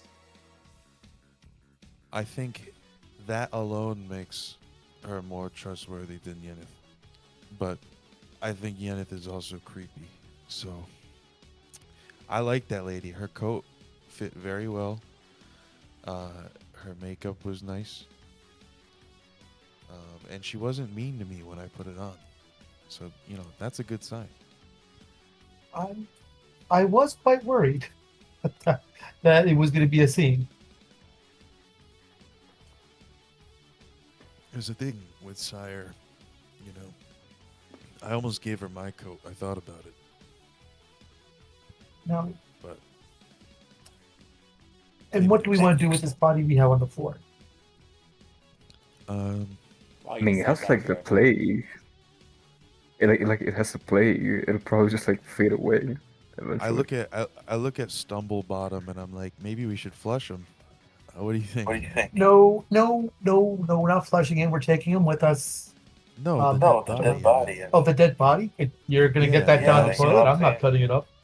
Well, no, but it was just a joke because, when fish die, humans flush them, But if this, human died, the fish can flush them. That's what I was thinking. Who flushes fish? Strumblebottom, you got something to say about this?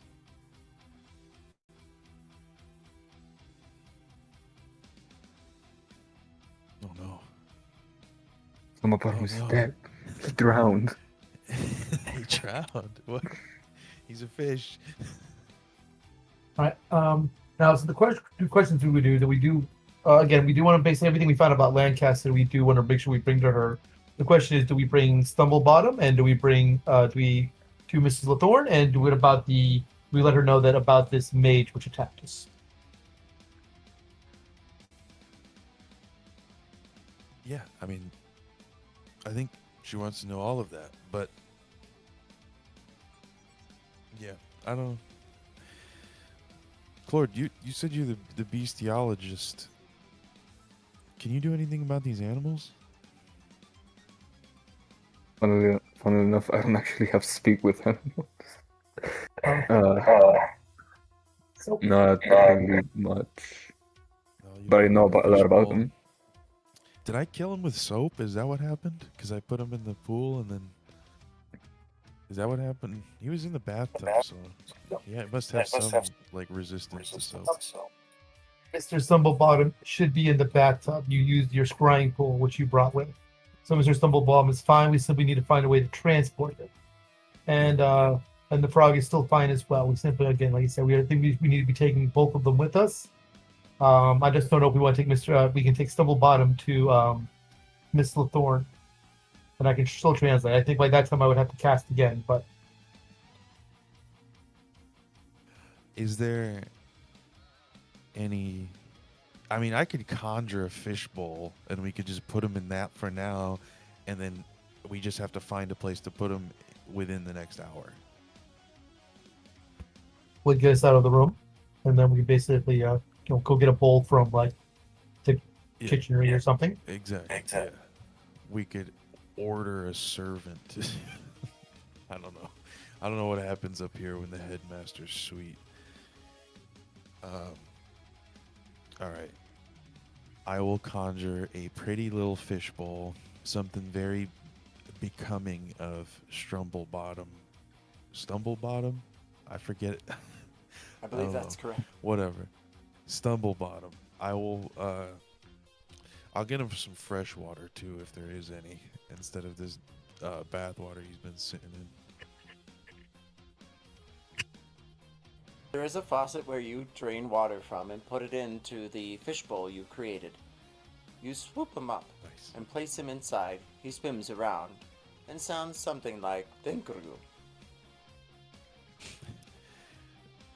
It's Jar Jar Binks. He's thankful for it. Okay, so anything else we want to do in this room, or do we go to the kitchens and then Mrs. Lathorn? Yeah, let's go to the kitchen. I could use a snack. Yeah, I'm pretty hungry. Like the kind of snack that like makes you feel way better. You know, like a snack that is almost like medicine.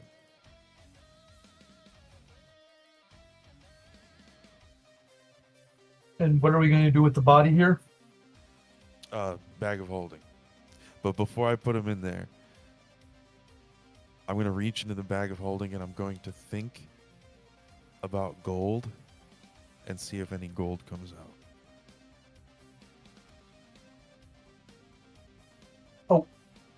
Oh, this guy had a whole bag of holding just hanging out on him that we discovered? Yeah. he had Yeah, a this bag guy of just had a holding. bag holding. If the Let- DM doesn't answer, I'm going to flip it inside out. That doesn't destroy it, right?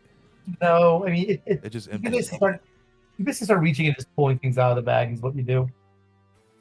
And like, I have a bag of holding as well that we transferred to the bag of holding. I'm not sure if you guys have as well.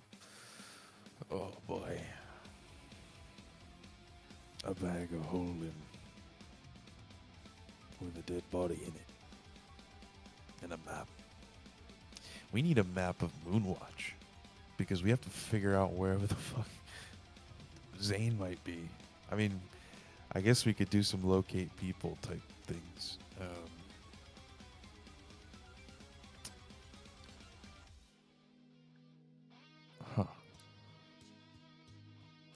we still have to be within a certain distance of it.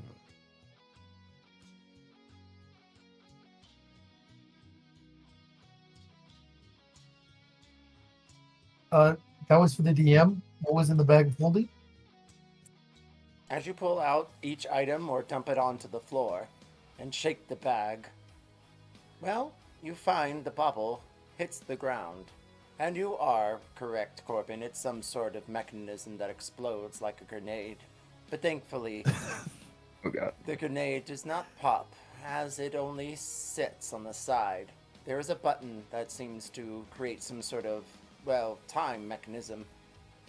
And the map falls out, as well as another sack of coin. Ooh.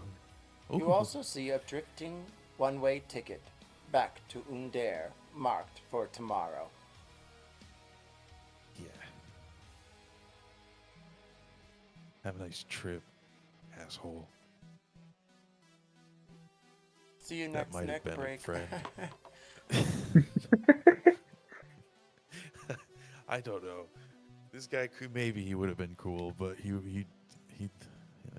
just made a Maybe. bad impression. You know, maybe we just kill the most like upstanding guy to live. Yeah, the first one that was like kind of cool. This guy like donated to homeless shelters, 50% of his income. Yeah. The guy held the key to the plots to let us find out where stuff happens. Yeah.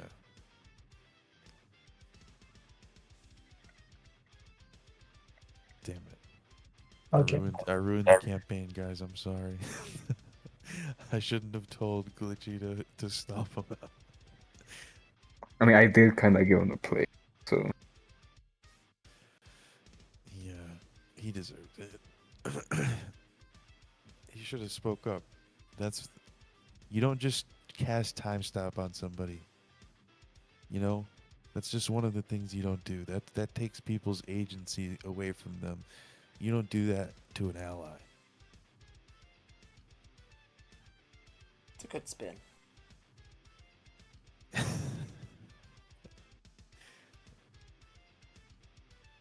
You know, I don't disagree with you either.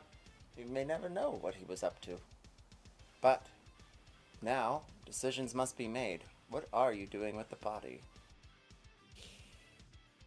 Bag of holding. Oh, you did put it in the bag of holding. Okay, alright.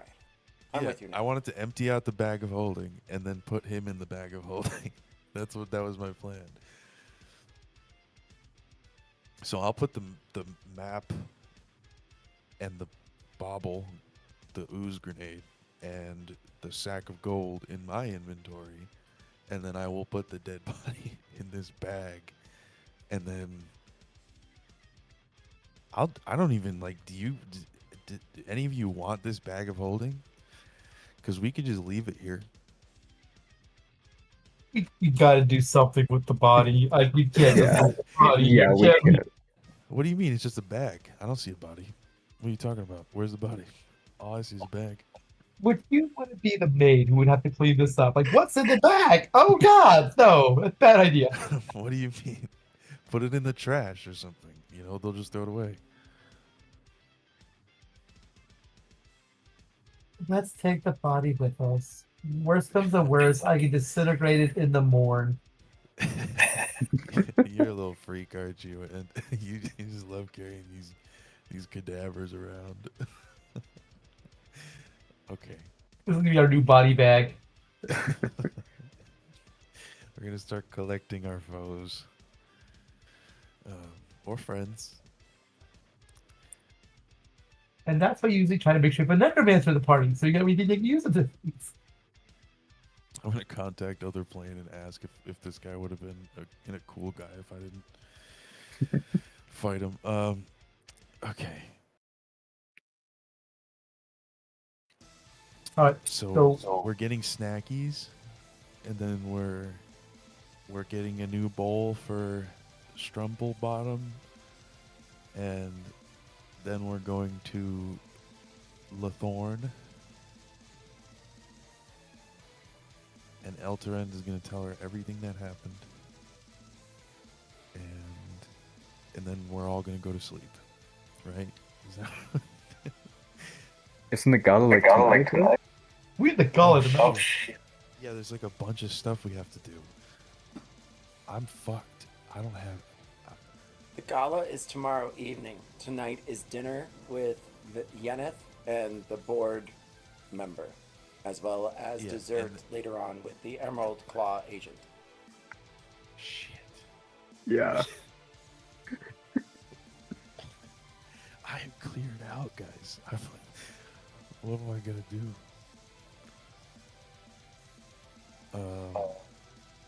What do you mean you're cleared out? Spell slots, I think, right? Yeah. I'm at a third level, which is not great. I would really hope we don't need to use our spells for a peaceful dinner with Miss Fontette and Miss Lathorn tonight. And hopefully And this will be a nice communication with Emerald Claw Agent where we'll not erupt into combat. Yeah, big emphasis on hope. Well, as long as we don't wear their coat, we should be fine. You all have I'm this sorry. conversation as you make sandwiches, as well as partake in some dried chips, and find a collection of freshly cut vegetables. A woman walks into the kitchen you haven't seen before. She's a shorter gnome, wearing a chef cap and coat. She looks over at you. Mind yourselves. I'm saving some of that for this evening. But I can always cut up some more, she says. She lays down what looks like a collection of muffins, of all things. Yeah, I made these earlier. Excuse me, ma'am. Can I please ask your name? She seems to be running meat through a grinder, making some sort of pate. Yes. My name is, well, Eltor, what's the name? I am Eltoren of House of Rock. And hers? Oh, you're from mine? Oh, wait. No, don't do this to me again, please, no. This lady's name is I am. And First name hers. Stumble, last name Tops. Stumble Tops.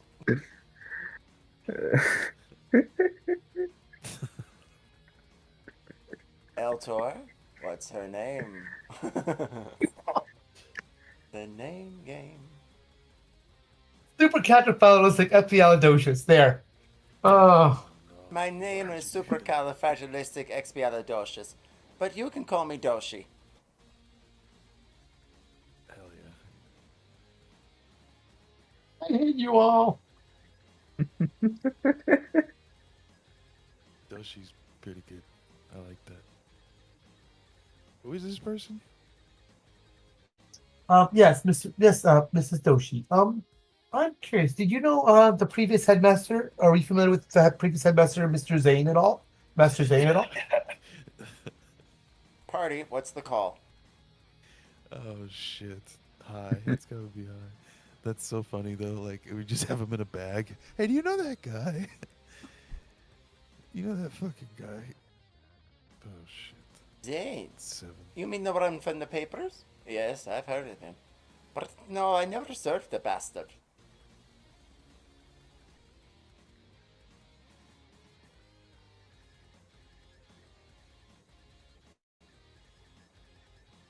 Oh Zane. Shit.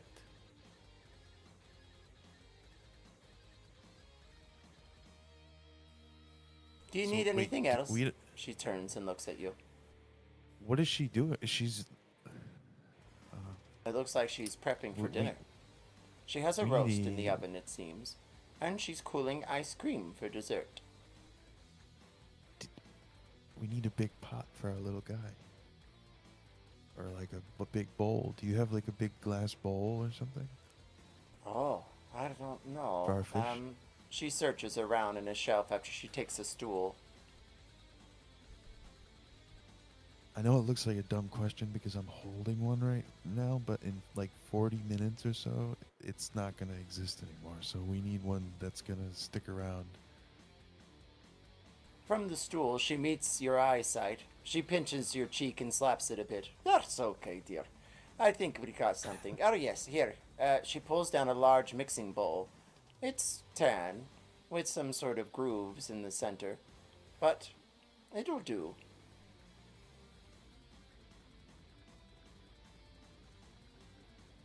I look at the fish, and then I look at Alto to translate. I will cast Speak with Animals again to translate. You're probably going in there. Oh, I thought you just knew fish. I didn't realize you were casting a spell. Yep, I have it on a ring. Thought maybe you picked it up like An exotic you know, language. read a book. Yeah, How to Speak Fish for Dummies, like one of those types of books. That is currently not in my course credits. A tome of speak fish. Yes. Yes, there we go.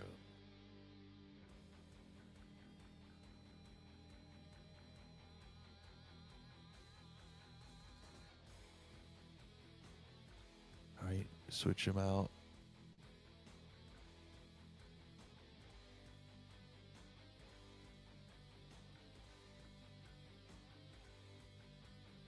All right. What do you all decide to do? Do you settle in for a long rest or a short one? Well, probably a short one before dinner. Yeah, we can't get a long Yeah. rest in. I mean, a short rest is gonna help, like maybe a little bit. I don't know. I would like to cast Identify on the Dark Crystal. I like to go through the other wand and also the go through the pack that we pulled off of Quinn.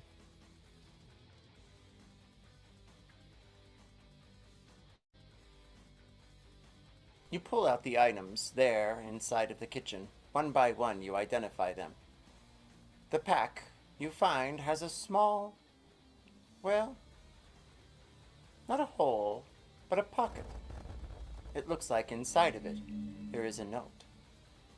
You unravel the note, and it looks, well, quite similar to the notes that he left you all in your rooms earlier.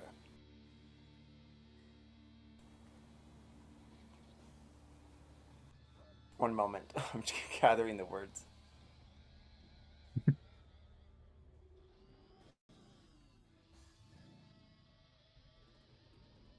The Emerald Enclave. They've taken 3 different factions to find the Colossals. 1. Under. 2. Themselves. And 3. Well, the Cult of Vol. We'll start there first. That's all on the note it says. But the queer thing is, roll history.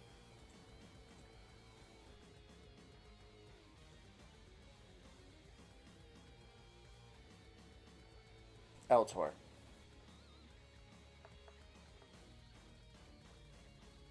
You notice the penmanship is a bit different than you expect. It's not that of Quinn's, but you recognize it quite well. Sometimes Bernstein, when they would go around and make sure everyone was well, would write tiny notes to everyone to give them an update of what was going on in Morgrave, especially about a year ago when it was quite busy. But this note wasn't written by Quinn. It was written by Bernstein. They used to be in charge of, well, keeping the place safe, as well as Solheim, and they taught self-defense classes.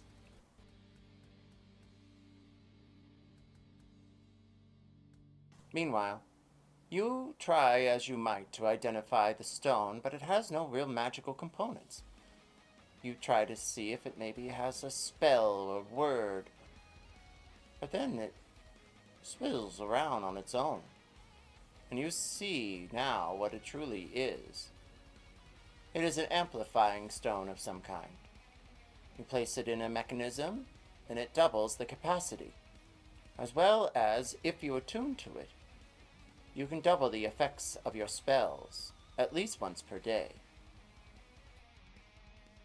That is strong. Wow. What?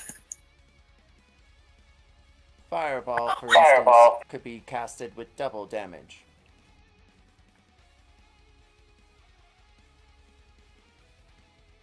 Okay. That's mean. Okay. Though you know if you do attune, there might be certain side effects.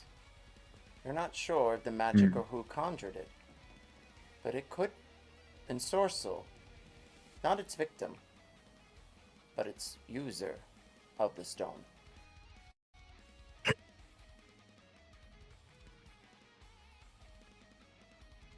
And what was the third item?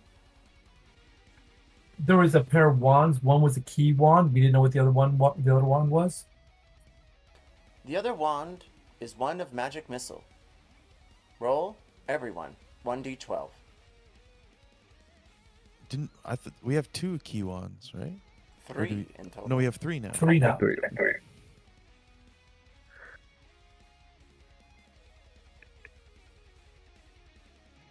Well, it has 9 charges left. 19 charges left. And it's cast at 4th level.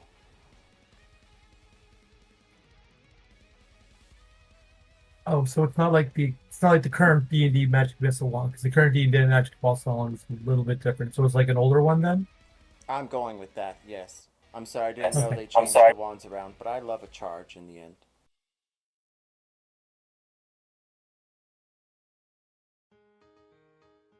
How many charges? 19.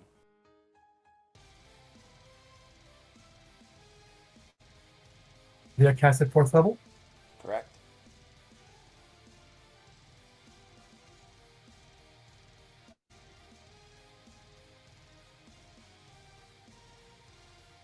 As you begin to settle in for your long rest, you notice something flicker in the air in your eyes as you all begin to go back to your rooms.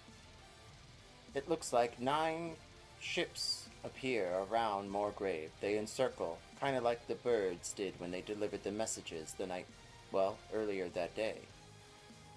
You have, beyond a shadow of a doubt, an inkling within your insight that these are the 9 ships of the Emerald Claw.